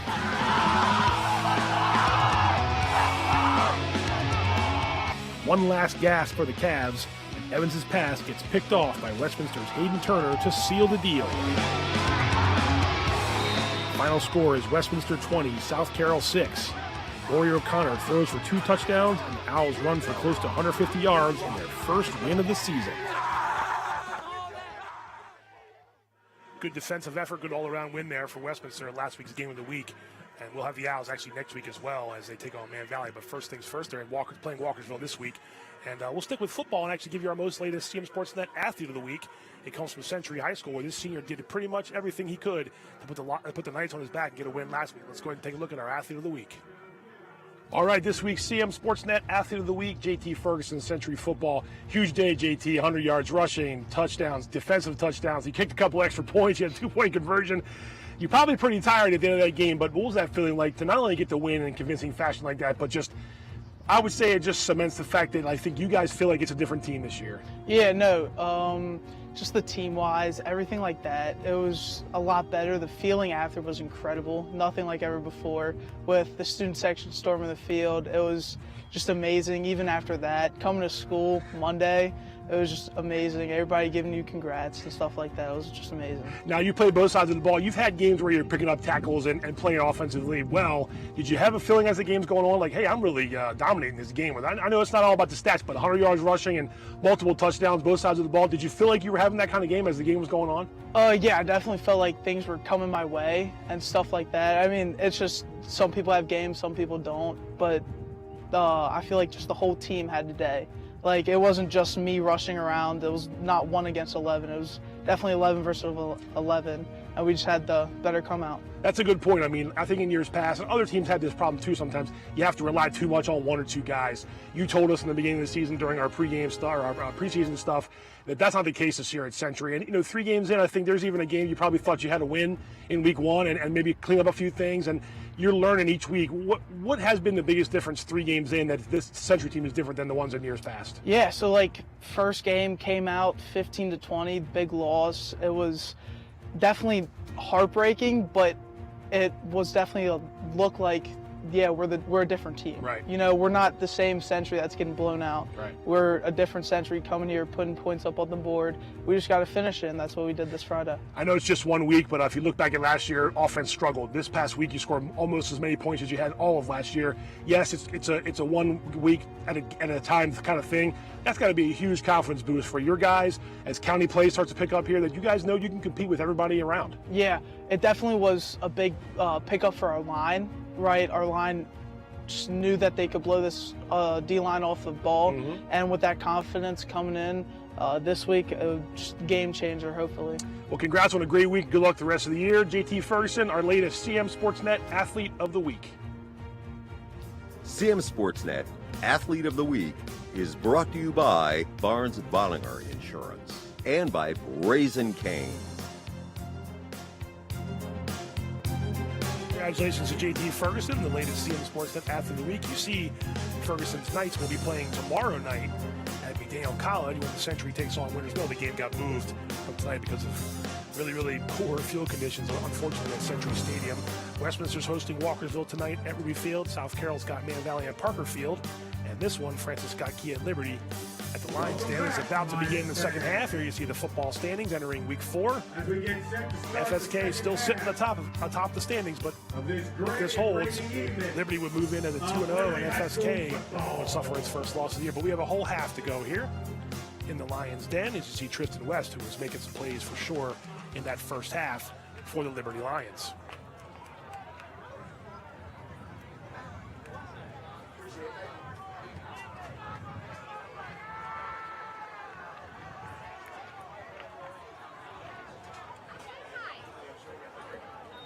So Liberty, remember, they won the toss in the opening half, so they will be receiving this kick.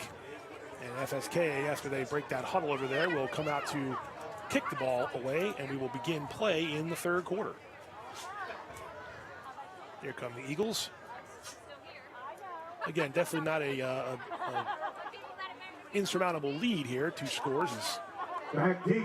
Still close, and anything can happen with the playmakers. We saw the list of leaders and the amount of playmakers that both these teams have. Found their way into the standing, or the stats leaders through 3 weeks of play, and rightfully so, with the Jermaine Dawsons, the Looking Bills, those quarterbacks, Tristan West, Kevin Poole. Who's got the stamina to hold on here, and who's got the couple guys that can make a few plays, might be the difference in this ball game. So this is Cam Lumbroya, who will kick off. And Kevin Poole from right around the 15 will get it. And we're underway in the third quarter as Poole gets away. And now Kevin Poole's still on his feet, and he's out past the 40-yard line. All the way up to almost the 45 before he gets taken down. He's brought down at the 45-yard line. So a great return. And now we've got someone down. And we have a player down on the far side of the field. Might be Poole, and we'll see if he fell on the ball. He was making had a really good job from about the 15 to about a 30-yard kickoff return was Kevin Poole. So Jonah Rohrer and Kevin Poole have done a good job on special teams.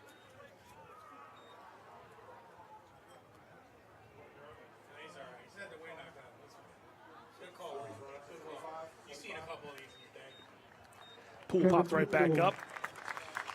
Hopefully he's all right. He's got the wind knocked out of him.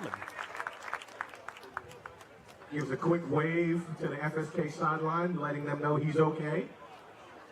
And Liberty will have it. Liberty's First and 10 at the 45-yard line. First and 10.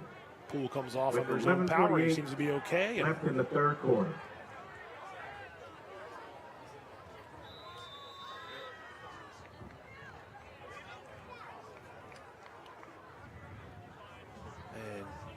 Chase Miller will come back out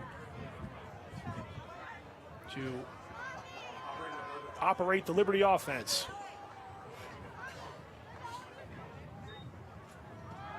This is a handoff. Austin Saffron with the handoff up the middle. He runs up to the 48-yard line. It'll bring up gain of about 3. 2nd and 7.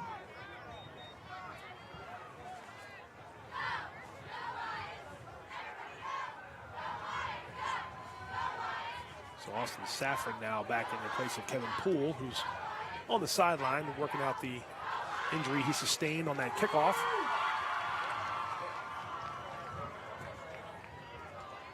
Miller in the shotgun, Saffron behind him. And Tristan West in the slot. Nice job by FSK to sort of sniff that out. Saffron fell forward, but number 15, Austin Saffron. That was Chase Replogle with the tackle. He powers up to the 48-yard line. It'll bring up 49-yard line. It'll bring up 1-yard gain. It'll be 3rd and 6. So a good job there by Replogle. Hold that to a limited short yardage situation rather for Liberty, and it's a 3rd, and we'll call it a long 6. 3rd and 6. Got to get to the 45-yard line as the rain starts to pick up a little bit in the wind. Miller over the middle, caught. And that should be enough for a first down. To number 35, Riley Wickline. Wickline is tackled at the 37-yard line. It's good enough for a Lions first down. Riley Wickline makes the catch.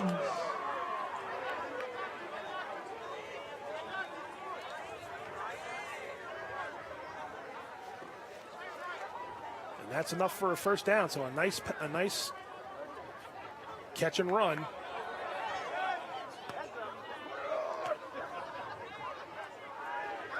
First and 10 Liberty into key territory down to the 37-yard line, 38-yard line of the Eagles.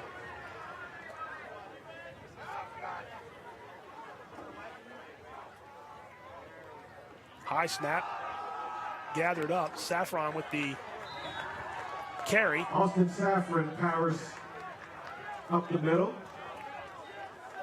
Down to the 36, 30 on the 34-yard line. It'll bring up 2nd down. Looks like the 34-yard line, so.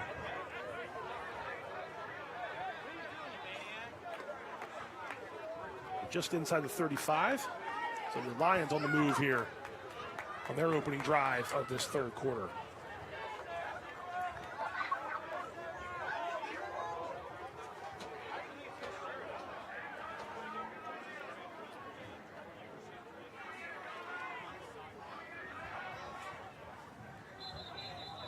And flags fly here.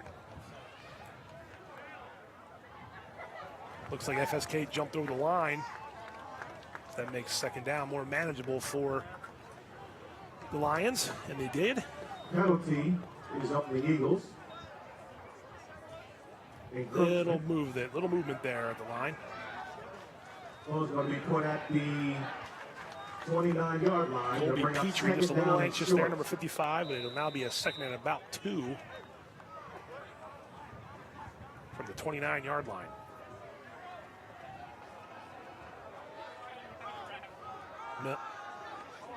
Oh, dangerous toss, but Poole keeps it. Gets a block from West along the sideline and gets down inside the 15-yard line. Passes to number 7, Kevin Poole. That was Poole did a great job to corral that. He runs up the Lions sideline. Good enough for a so from the 29 down to the 13.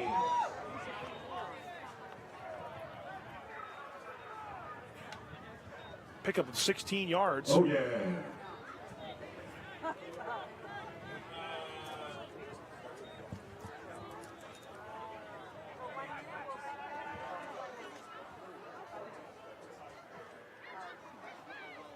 First down for the Lions. This is Miller again. Scans the end zone. Oh, and it's caught by West. I think he was trying to get it to Poole. Instead, it goes to West. Number 0, Tristan West. 13-yard touchdown for Tristan West.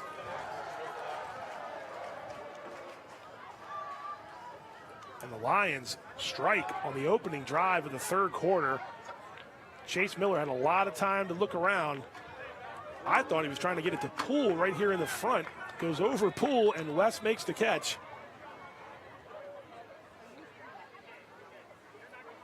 Nice job there by Poole and West for the touchdown. And the extra point pending. It's a 3-score lead here for the Lions with 7:51 to go. Kick goes up, and it is good. And the extra point is good. So 3 extra points for Ryder Hecox. Number 9 with the kick. Tristan West with a pair of touchdown catches. And the Lions lead this one 21-0.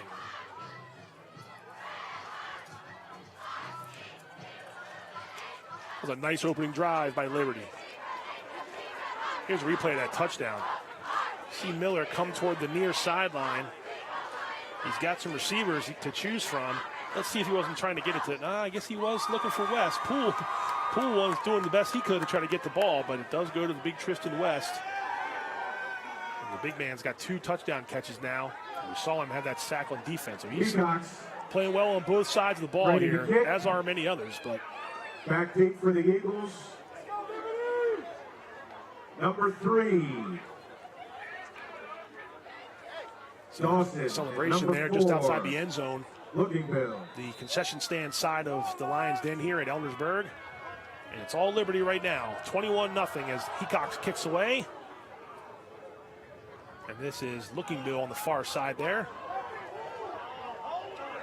And taken down right around the 25-yard line. That's Austin Safran again. So he's been doing good things on special teams as well. By number 15, Austin Safran. With authority. It'll be first down for Francis Scott Key on offense. There is a flag on the FSK side. There is a flag on the far side. I kind of got lost in the shuffle back there. It's back around the 35-yard line. Let's see what happened here.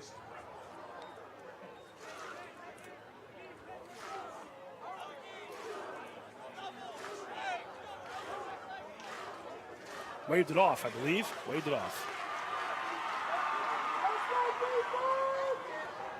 No foul. So the Eagles will have it at the 25-yard line. 1st and 10. Flag has been waved off. FSK will start at their 25-yard line. Jacob Etzler. Actually, Tremaine Dawson lined up at QB, so maybe some Wildcat formation here. Dawson pitches it to Looking Bill. Blake Cox was in on that tackle, I think, for Liberty, so I don't know if I see Jacob Etzler on the sideline. 99, Blake Cox. Jermaine Dawson did play some QB in the last couple seasons for Francis Scott Key.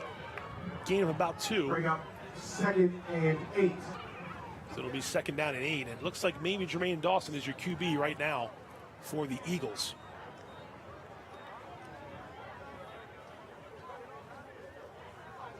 Yep, you see Jermaine Dawson, number 3. He is your QB for the moment for Francis Scott Key.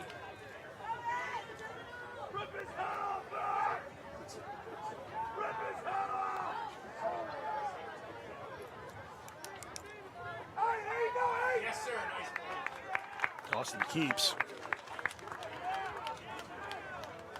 Number 52, Max Grosslinger on the tackle. Grosslinger makes the stop. Along with other members of the defense. No gain on the play, brings up 3rd down. No gain on that run. So you see Jermaine Dawson there, number 3, being asked to do a little bit extra than he probably was planned to do here. He's the running back, receiver, play some DB once in a while, but he is the QB now for the moment. And it's a 3rd and long coming up for the Eagles.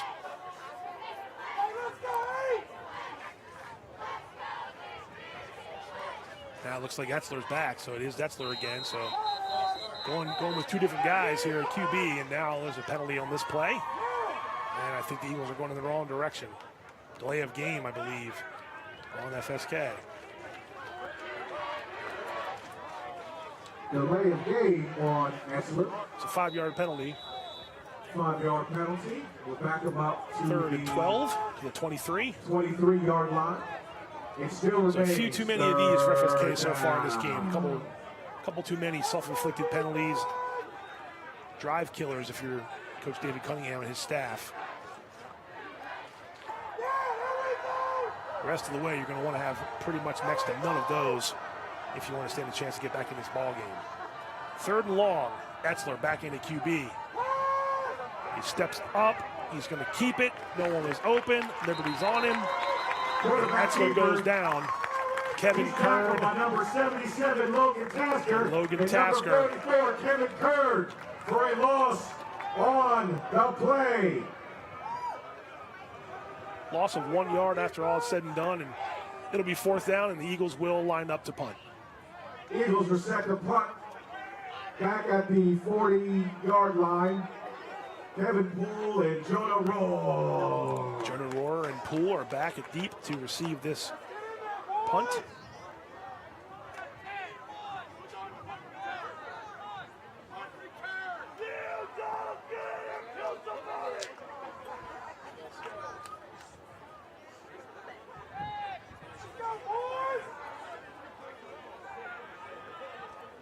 There you see Liberty's return man. They've done a good job here so far in this game. And a high kick doesn't go very far. And it takes a Liberty bounce. And boy, oh boy, that was not what you wanted if you're Francis Scott Key. FSK with a high punt. Traveled about 9 yards. Ball is going to be the Lions will take over at the 32-yard line of FSK. Going to bring up Lions 1st down. So a 1st down for Liberty.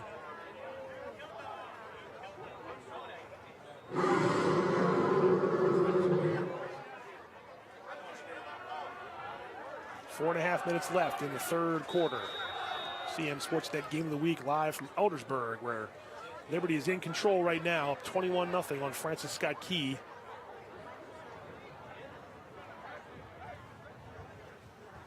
Looks like the rain may have died down a little bit, so that's good news. Twin backs flanking Chase Miller. As a give to Kevin Poole. Gets around one man. Kevin Poole fights his way through traffic. Jack Leonardo wrapped him up around the ankles. Gain of about 3 yards up to the 30. It'll bring up 2nd and 7 with 4 minutes and 12 seconds left. Gain of 3 yards on first down, maybe 2 yards. So short yardage on first down brings up 2nd down.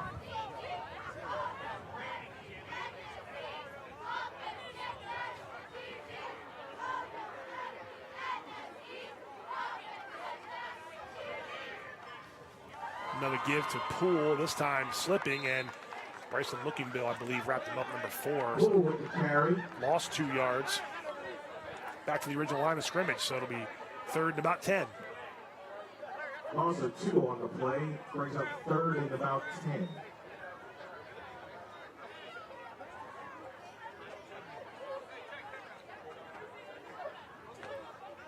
Lions taking their time, third and long, but they've got no rush, up 3 scores here.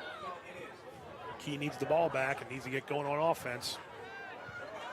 About 15 minutes of gameplay left. 3rd and long. There you see Miller.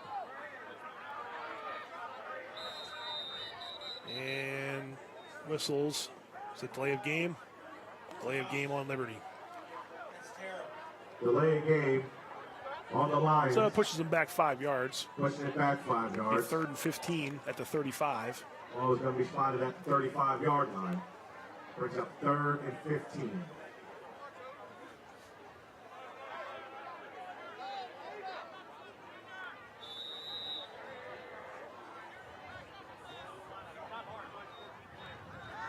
Miller drops back.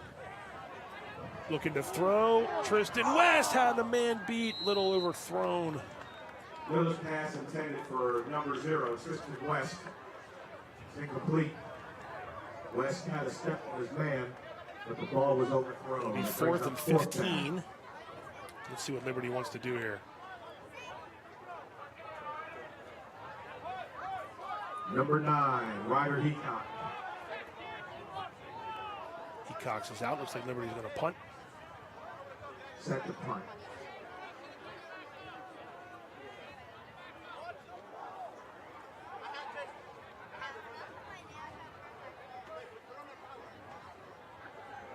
There you see Heacox standing at it right around the 50-yard line. Heacox gets the snap, gets it away. Fair catch signaled for. Right at the 10. Fair catch on FSK. Lookingbill calls for a fair catch. And a field position battle won there by Liberty as the Eagles will start on offense. 1st and 10 from their own 10-yard line. They are defending the 10. First down, FSK. So let's see if Etzler starts this series on as the QB.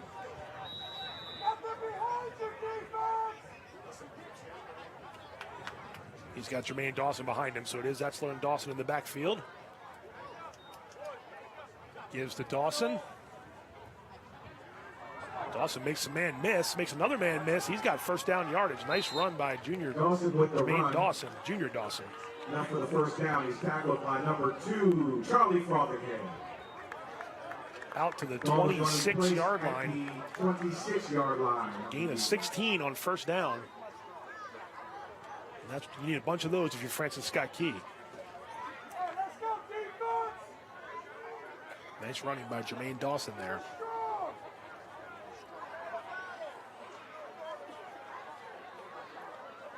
Man in motion. Instead, it's a give to Dawson right back up the middle, and he gets great yardage on first down up to the 34-yard line.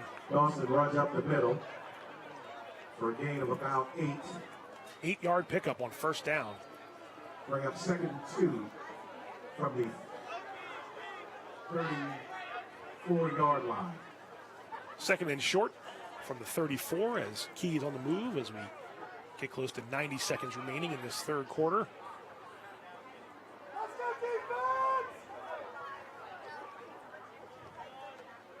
Another give to Dawson, right back up the middle, making men miss, up at the 40-yard line.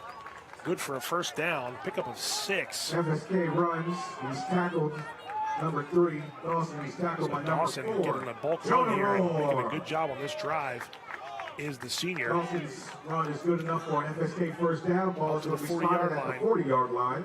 30 yards here of offense so far with 60 seconds to go. 1 minute remaining in the third quarter. Here on the CMSportsNet Game of the Week, Week 4 in Eldersburg. Etzler looking to throw it.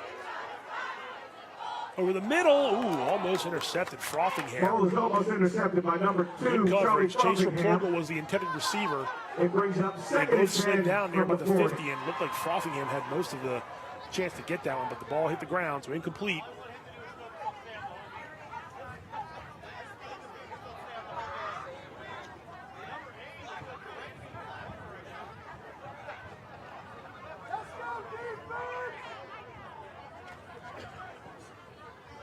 Second and 10 from the 40.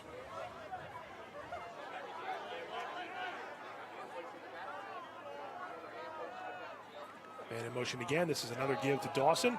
He's got room to run, and a nice hole there created by FSK's front line. Dawson again with the run. Forward progress is up to about the 46. Number 4, Jonah Rohr, number 78, Noah Telford. It brings up third down. It'll be third and a long 4. The ball is on the 46, so. Now let's see, they don't have to snap it, I believe. 15 seconds and counting. Let's see if they try to get the play off. It's third and 4. Basically just turn right around and go the other way if they want to. 6 seconds, 5 seconds. They do get the play off. This time it's Mitchell Smith, 11, and he's going the wrong way. And down he goes back at the 40-yard line. He's tackled by number 30, Carter Weddle. Carter Weddle with the tackle for loss. Let's see where they mark him. Ball is going to be spotted at the 38-yard line. All the way back to the 38-yard line, so that's where we will start the fourth quarter as the third quarter comes to an end.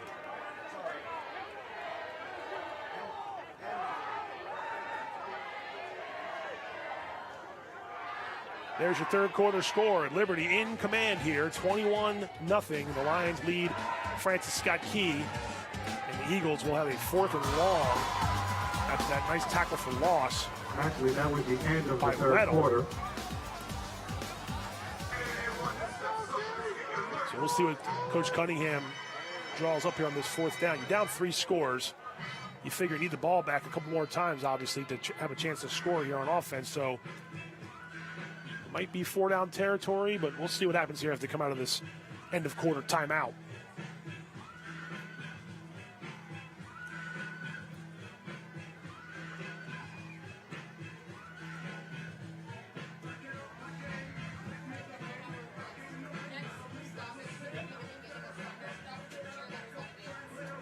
Actually, I was playing this before. I was looking for you, but I got you on thunderstruck.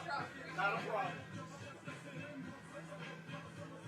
So here we go. I don't see a punter, so it looks like FSK will go for it here on 4th and long. 4th and we'll call it 12 from the 38. They have to get to midfield to get a first down.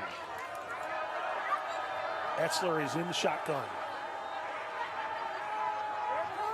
Etzler over the middle, incomplete.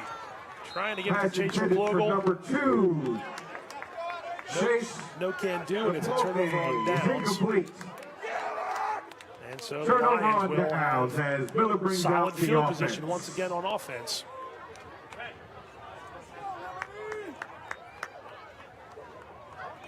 It'll be first down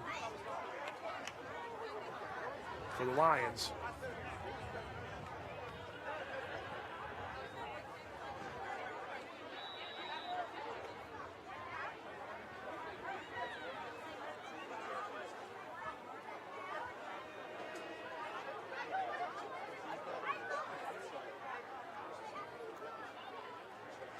Chase Miller will bring the offense back out onto the field with a chance to strike again. Here's Kevin Poole waiting, maybe waiting a little too long.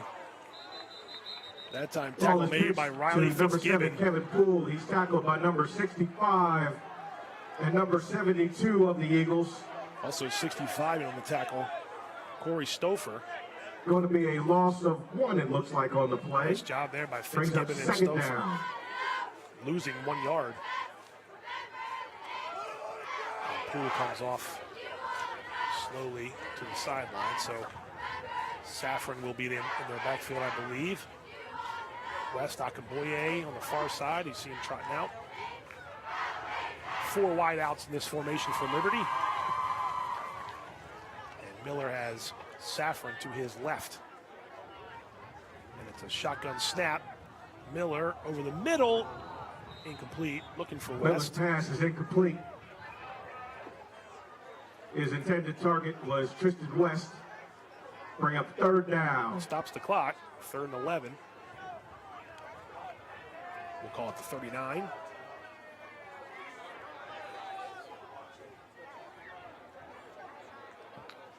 Lions get the play call from the sideline.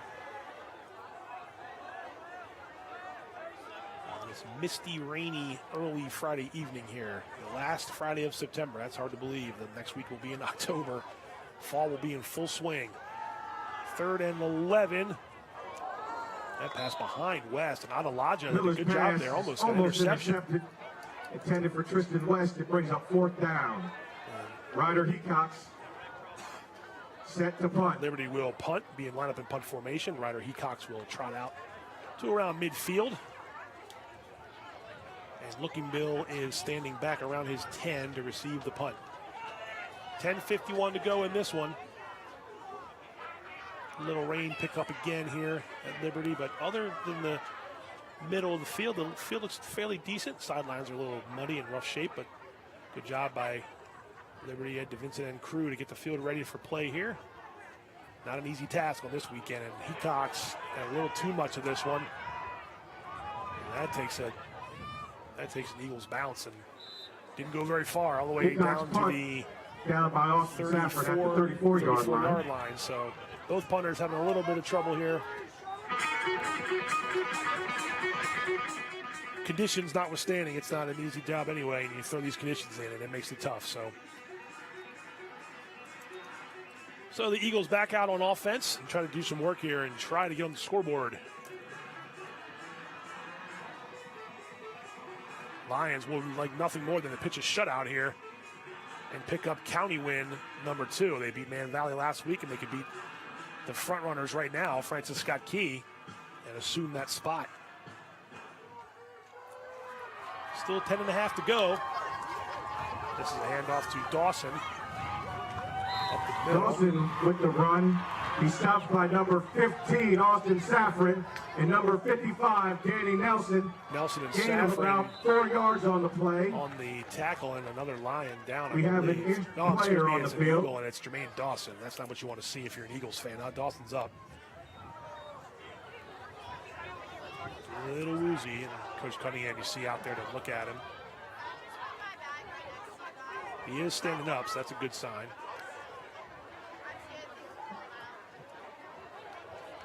Momentary timeout on the field. Officials timeout as they look at Jermaine Dawson.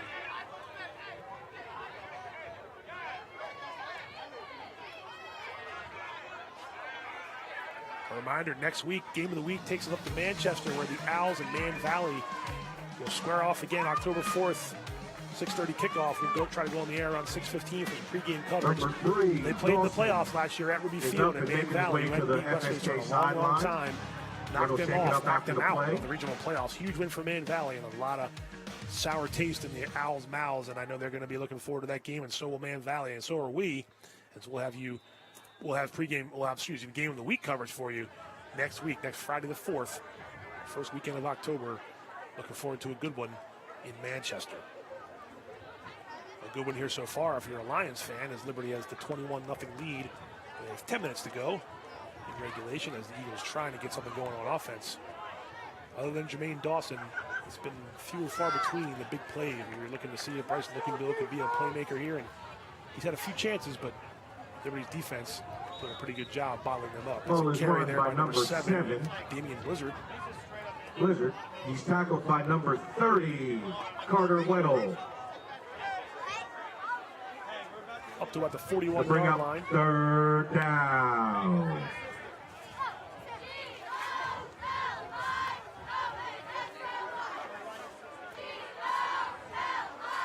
third manageable here for Francis Scott Key.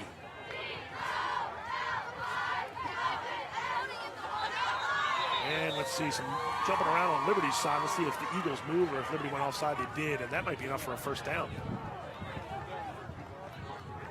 It is enough for a first down.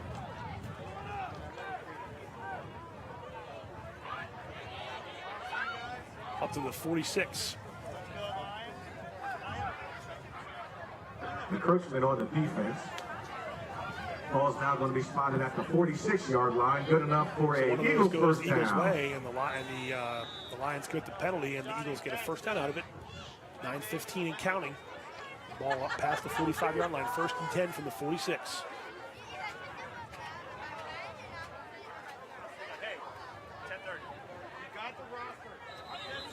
And a flag again. This might go back to the 5 yards. It does. So the Eagles take 1 step forward and 2 steps back, and a false start. Flags on the play. False start Pushing against them the back Eagles. 5 yards. It'll be 1st and 15. It will back them up for 1st and 15. At about Ball is going to be 49, spotted or at 41, the pardon me. 41-yard line. Reminder to stick with us afterwards. We got 9 minutes left in regulation here, and we'll have some highlights of the game. We'll talk to one of the players of the game, and we'll recap everything we saw here tonight at Eldersburg. But the Lions game where Liberty is up 21-0 on Francis Scott Key is our game of the week. Moves into late into the 4th quarter here. Swung down was number 7, Blizzard, Kevin Ronnie. Kern. Swung down by number 44, Kevin Kern. Tackle with authority right there. For a loss of a yard. Ball is going to be spotted at the 40-yard line to bring up 2nd and 6. Back to the 40-yard line. Kern. 16. That's a tackle for loss. 2nd and 16 now.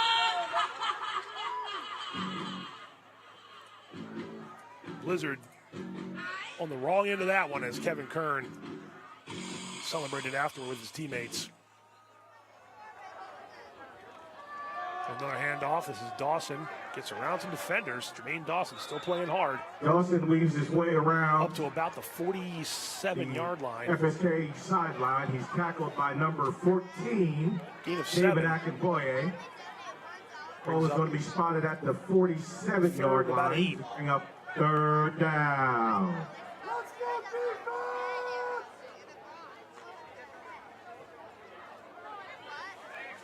See if the Eagles can convert here. My guess is it's 2 downs to get 9 yards. As the clock ticks under 7:30 to go, and that was a busted play. And down goes Evans. I don't think anybody was expecting that ball to be snapped. By number 77, Logan Tasker. Logan Tasker will take that sack, and that ball goes back all the way to the 44-yard line. Ball is going to be spotted at the 44-yard line of the Everybody was Eagles. a little unsure there. I guess there wasn't a false start call or anything of that nature, but the ball was live, and down goes Etzler. Eagles offense stays on the field. And they'll still go for it here. 4th and 12. Got to get to the the 44 of Liberty for this first down. Etzler's in shotgun. Dropping back to pass. Over the middle. This one's caught. And that's enough for a Pass first is down. complete to number 11. Mitchell He's tackled by Smith. number 14, David Akinboye. Nice catch. Nice play. Down Good to the enough 42. for an Eagles first down. They're in Lions Needed territory. 12, got 14. Ball is going to be spotted at the 42-yard line. So the Eagles not done just yet. 6.5 to go. Fresh set of downs. Nice throw, nice catch. Move the chains for Francis Scott Key.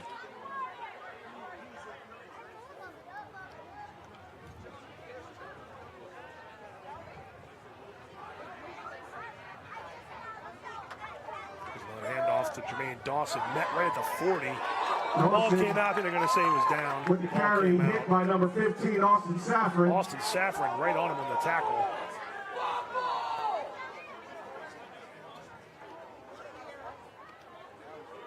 Pickup of about 3 yards.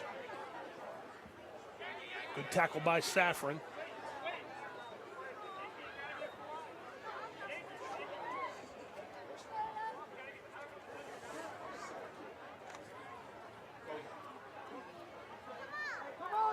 Brings up 2nd and 7.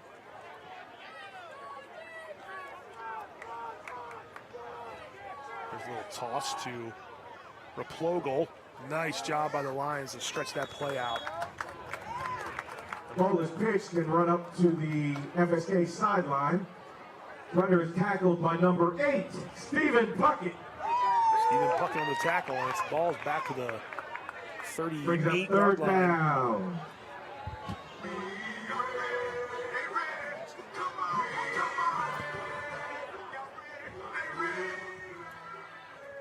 Third and long for Francis Scott Key. Under 5 to go.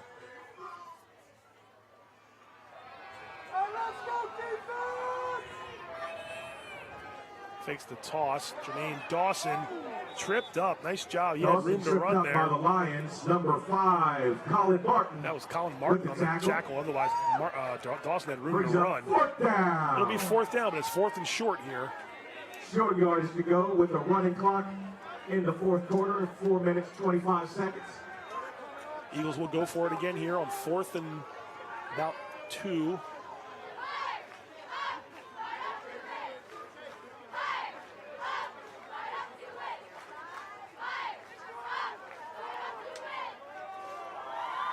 They give it. Kern on the tackle tried to hold him up. Let's see. I think they got enough for first down. Kern on the tackle. Run by number 3, Dawson. First down pickup by Jermaine Dawson. Enough for a first down. Down inside the 30. 1st and 10 from the 29.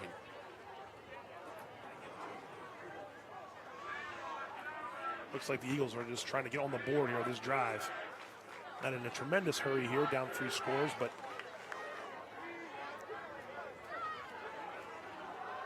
doing what they can against this solid Liberty defense, which had been tested and scored upon in the first 3 weeks, but tonight, 0. That pass is caught right at the line of scrimmage and taken down by Jonah Rohrer. Tackled aggressively by Jonah Rohrer. Belton made the catch, and Jonah Rohrer was right there to wrap him on up. the play. It'll bring up 2nd and 10. Looks like actually lost a yard there, so 2nd and 11. Nice job by Jonah Rohrer. There you see him, number 4 for Liberty.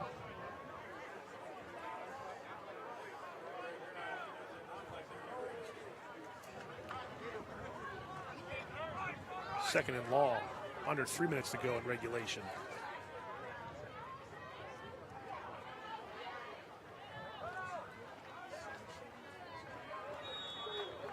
Dawson up the Dawson middle. is met by number 77, Logan Tasker. Short gain on the play. He'll bring up 3rd and 3rd and 10. 3rd and 10 here. 2:15 to go. FSK trying to avoid the shutout. Liberty trying to get its 2nd win in as many weeks and enjoy the goose egg on defense.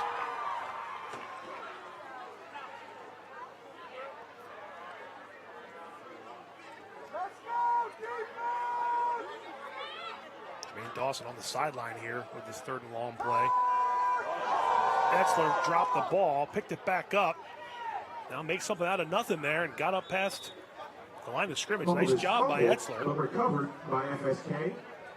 It'll be 4th and long. Tackled by the Lions Pride. Bring up 4th and long. So he got 1 yard when it could have been much worse. Could have been a turnover. 4th and we'll call it 9. Last gasp here for Francis Scott Key as the clock continues to run. 1:20 and counting in regulation.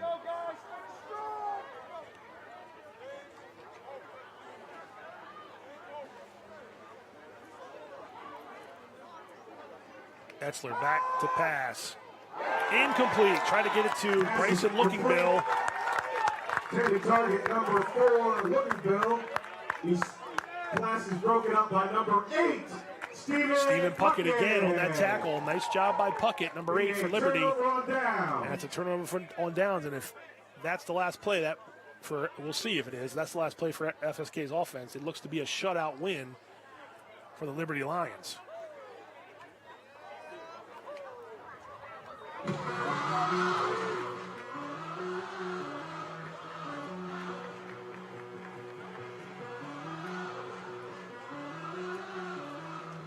The Lions could be in victory formation here with 1:01 to go. They're celebrating on the sideline. And another big win for Liberty after the 0-2 start. They were 0-2 for the third time in 4 seasons, and now 2-2 with 2 county wins to boot.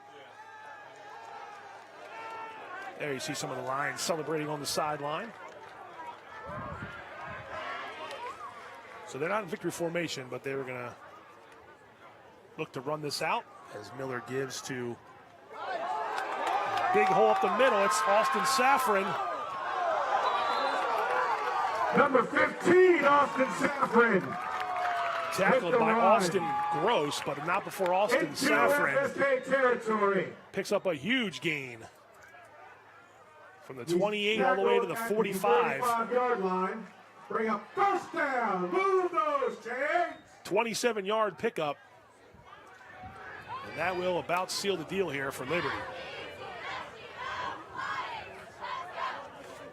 Now I see victory formation, so just took one play to get into the key territory, and Eagles will not stop the clock, and that might have been the last snap right there. They don't have to snap it again. Miller needs the ball with a running clock, 24 seconds left.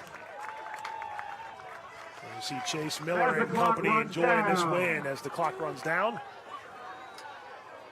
And the Lions will move to 2-0 in county play, 2-2 overall, and the first shutout of the season for Liberty.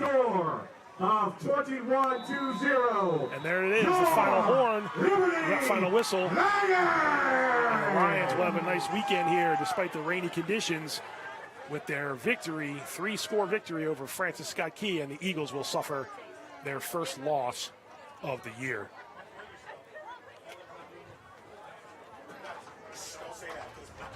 Handshake line as the Lions and Eagles wish each other well the rest of the way.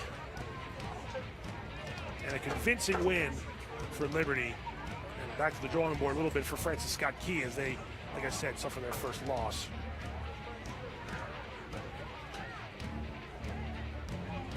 And the Lions are pumped up as they come off the side here. And rightfully so. There you see Tristan West getting some handshakes from the Key sideline. I saw he and Analaja kind of dap each other up a little bit, say good battle out there with each other. And West will retreat to his side. There you see there's a couple playmakers right there, West and Jermaine Dawson.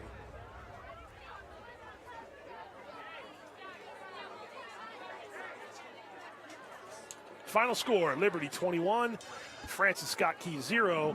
The Lions get the win here on the CMSportsNet Game of the Week. And they get it in style. The Lions are 2-2 overall and 2-0 in county play. The Eagles fall to 3-1 and 1-1 in the Carroll County Athletic League. As you see some of the Lions celebrating there. Frothingham, Safran, big plays tonight.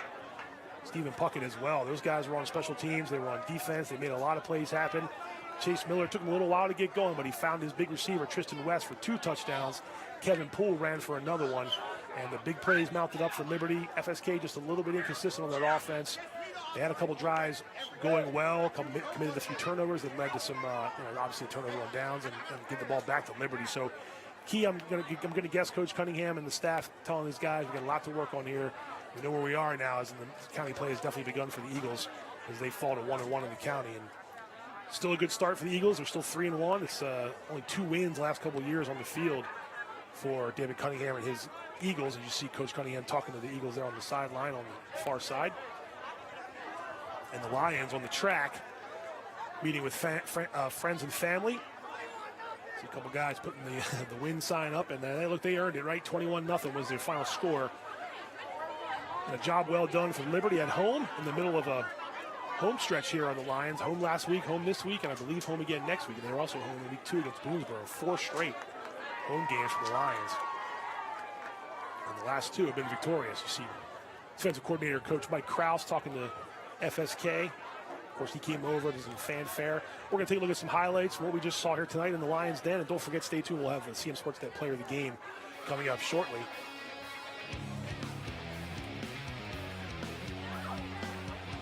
It was a Jermaine Dawson show early and often for Key, but that fumble early on kind of set the tone for Liberty's offense. Charlie Frothingham fell on the ball, and that was a turnover there for the Lions. And then this pass down the far side was from Chase Miller to Tristan West. Toby Adelaja tried to put good coverage on it, trying to say it hit the ground, but it did not. And then when they went to the ground, it was Kevin Poole who led the ground rushing attack. Nice job there to run for a first down, get out of bounds late in the first half.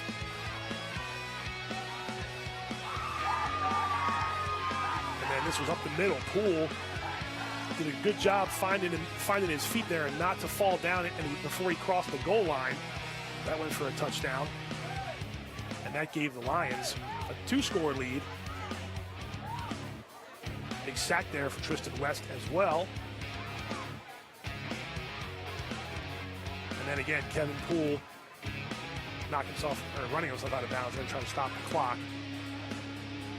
And again, this was Poole just doing a really good job of guiding that Liberty rushing attack that led to the passes. And I believe this will be the touchdown pass in the corner of the end zone right at us there from Miller to West over top of Kevin Poole. But it went for a 13-yard touchdown. And then Liberty's defense was able to sort of get its legs under it and really make things tough for FSK. Big tackle there by Kern and company. Kevin Kern in the middle of that Liberty defense. There's Kern again, a little extra effort on that tackle. That was fourth down there, trying to get looking Bill and incomplete. That was Stephen Puckett, number 8. Job well done by the Lions. We lost the battle in first downs, but won the game there. No turnovers. Not a lot of passing yards needed, but over 100 yards rushing by the Lions.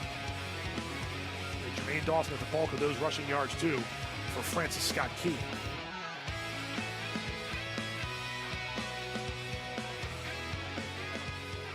And there's winning coach Larry Luce talking to his Chargers there after a hard-fought win.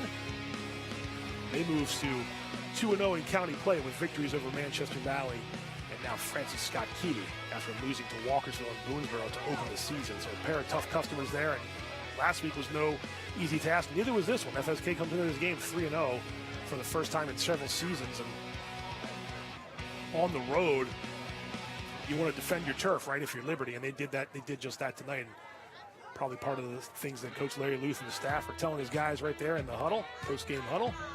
Always a fun post-game huddle when you're victorious, and definitely a fun huddle when you've posted a shutout. And that's exactly what Liberty has done.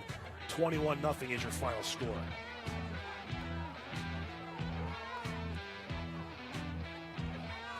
So stick with us. We're going to take a quick break here from our sponsors again, but we're going to get a player of the game for you from the Liberty side. We'll talk to him, and then we'll bid you guys good night. But don't go away. We got a little more post-game coverage for you in our CM Sportsnet Game of the Week.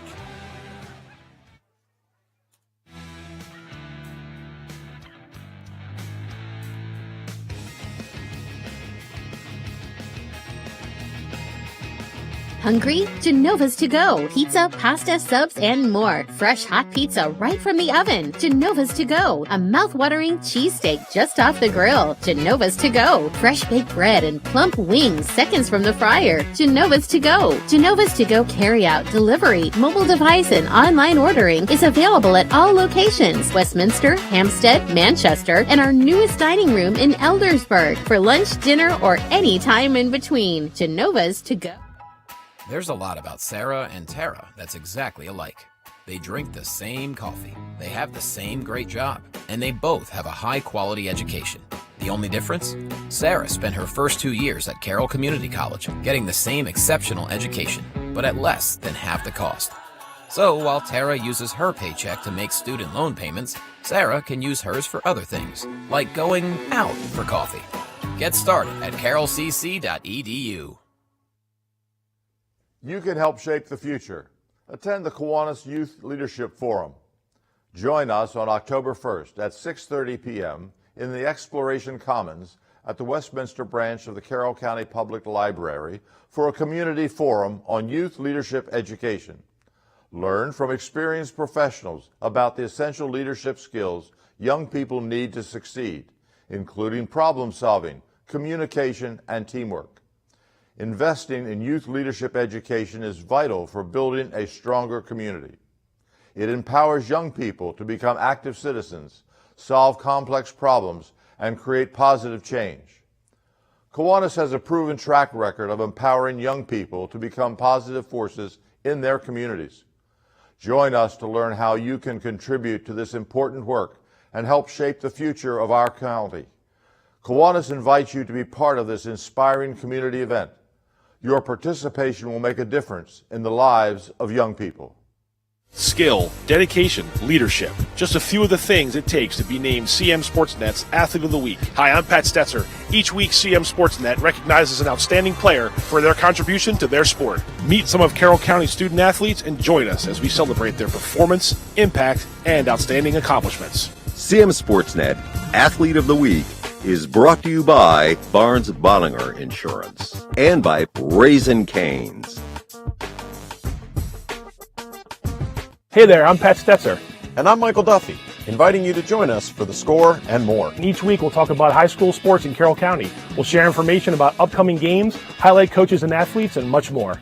We'll even try to have a little fun along the way. Don't miss The Score and More podcast, presented by CMSportsNet. The Score and More Sports podcast is available online at carrollmediacenter.org and on a variety of podcast channels. Brought to you by Farmers and Merchants Bank. You can help shape the future. Attend the Kiwanis Youth Leadership Forum. Join us on October 1st at 6:30 p.m. in the Exploration Commons at the Westminster branch of the Carroll County Public Library for a community forum on youth leadership education. Learn from experienced professionals about the essential leadership skills young people need to succeed, including problem solving, communication, and teamwork. Investing in youth leadership education is vital for building a stronger community. It empowers young people to become active citizens, solve complex problems, and create positive change. Kiwanis has a proven track record of empowering young people to become positive forces in their communities. Join us to learn how you can contribute to this important work and help shape the future of our county. Kiwanis invites you to be part of this inspiring community event. Your participation will make a difference in the lives of young people. Skill, dedication, leadership. Just a few of the things it takes to be named CMSportsNet's Athlete of the Week. Hi, I'm Pat Stetzer. Each week, CMSportsNet recognizes an outstanding player for their contribution to their sport. Meet some of Carroll County student athletes and join us as we celebrate their performance, impact, and outstanding accomplishments. CMSportsNet Athlete of the Week is brought to you by Barnes Bollinger Insurance and by Raising Cane's. My name is Cooper Sheeler. I'm a senior at Winters Mill, and I'm here interning at the Community Media Center. I recently saw this opportunity because I was playing football over at Winters Mill, and I saw the Community Media Center filming and broadcasting a couple of our games. So I thought that was a really cool way to connect with the community, and I really wanted to be a part of that. Pretty much what I do throughout the day is I help with graphics throughout their Game On segments and Game of the Week, and I also help out prepare stats for all the seasons, the spring and the winter and the fall. I update all of those, and I pretty much go around and I can just help out. I can help out at games when they're preparing for a game of the week. I've done a couple podcasts here at Community Media Center. I would highly recommend people come in here for an internship. It's a lot of fun. The people that work here are really nice, and you get to experience a lot of cool things that you've probably never done before.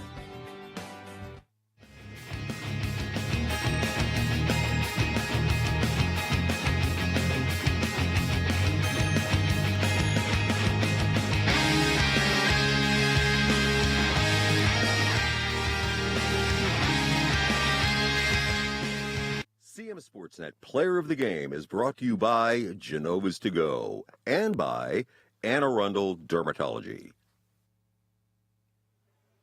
Welcome back. CMSportsNet Game of the Week, and the CMSportsNet Player of the Game is Tristan West. Liberty High School gets the win, 21-0 over Fresno Key. Tristan, it took the passing game a little bit to get going. When you're in a game like that, the conditions aren't great, and the first few 5 or 6 throws are incomplete. I know it's frustrating as a receiver. What are you guys talking about in the huddle as you're trying to get things going on offense? You know, it is wet, so we just talk about stay calm, stay composure. You know, short, choppy steps, and just run your routes to your best of ability. And you guys trust each other. I know you trust Chase and all the other receivers as well.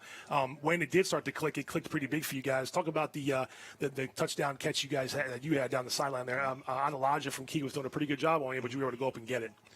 During halftime, we saw that there was no one over top, so we like to go take chances. You know, I fortunately came down with the ball, you know. And then the one down here in this end, too. It almost looked like it was trying to go to Kevin. Poole, he jumped up, but you kept your eyes on it like that, too. Was it intended for you or was it intended for Poole? No, it was intended for Poole. I just came down with it. I wasn't sure. It was hard to see. But, yeah, I mean, sometimes you need to play like that to kind of get you going. How about the way your defense played tonight? The first couple of weeks, the defense, got scored on and took its lumps. There was that catch you had against Elijah. But how do you think the defense has shaped up through the first 4 weeks of the year? We're getting a shutout, obviously, tonight. We're doing good. You know, every day we come out, try to make everything better, more crisp. You know, we played 2 tough teams first time, but now we're getting things to click. Everyone's, trusting each other more, and we're just doing our job. You guys had a big win last week, too, against Man Valley before we finished with this one. You had a huge lead, and they sort of kind of chipped away and got back, made it close. Did a win like that really give you guys, okay, look, now we have some adversity there, even with the lead, and some resiliency to get a win? Is that a kind of win that you can really spring forward with, like you got last week against Man Valley? Yeah, of course, They did unfortunately come back. It was fortunately close, but we felt that we still could hold on to the lead. We just let off the gas a little bit, but. You had guys tonight, too, on special teams, Jonah Rohrer and Charlie Frothingham with the fumble recovery. You had a sack. There's other guys, too. Austin Saffron had a big game. All 3 faces come together. This team's tough to beat. How do you guys feel like when all 3 faces are playing like that? You got to feel pretty confident about your chances. Yeah. I feel like we can beat anyone in the county when we play like that. Yeah, well, you're 2-0 so far to start. And also the run game with Kevin. I mean, he hasn't had the huge games yet, but this was a big one for him at the touchdown run. Is it just just a couple big, like you mentioned, like once the offense gets going with a couple big plays of that nature, you start firing all cylinders. When you have a guy like Kevin and you had Austin run the ball too a little bit as well, it just makes you guys that much more dangerous, I would think. Yeah, when everything starts clicking and we have so many weapons on offense, it's just so hard to stop. How confident are you guys this year, knowing what you brought back from a year ago with your quarterback and your receivers, obviously talented defense? You graduated a good bit of guys, but I know talking to you guys in August, you're feeling pretty good about your chances in 2024. We're still a pretty young team, so we still have some growing pains, some stuff we got to work on, but we feel pretty confident in our team. Well, 2 touchdowns and a sack tonight, Tristan. Congrats on the great game. Stay with me here. Tristan West, the CMSportsNet Player of the Game, and that'll do it for us here at Liberty High School. I want to thank Ed DeVincent, of course, for making us comfortable here and cooperating with us as we set up our crew here for the Game of the Week, and everything went off without a hitch. So thanks to Ed DeVincent. Thanks to everyone else at Liberty for helping us out along the way. And for Tristan West and the rest of the crew here at the CMSportsNet for the Game of the Week, I'm Pat Stetcher saying have a good Friday, have a good weekend, enjoy the highlights from the game, and we'll see you next time.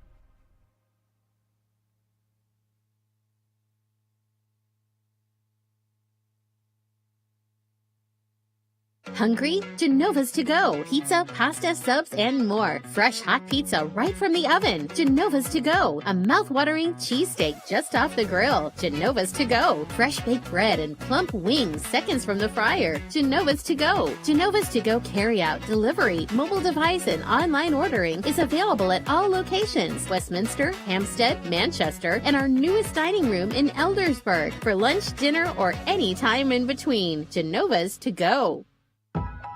There's a lot about Sarah and Tara that's exactly alike. They drink the same coffee, they have the same great job, and they both have a high-quality education. The only difference? Sarah spent her first 2 years at Carroll Community College, getting the same exceptional education, but at less than half the cost. So while Tara uses her paycheck to make student loan payments, Sarah can use hers for other things, like going out for coffee. Get started at carrollcc.edu.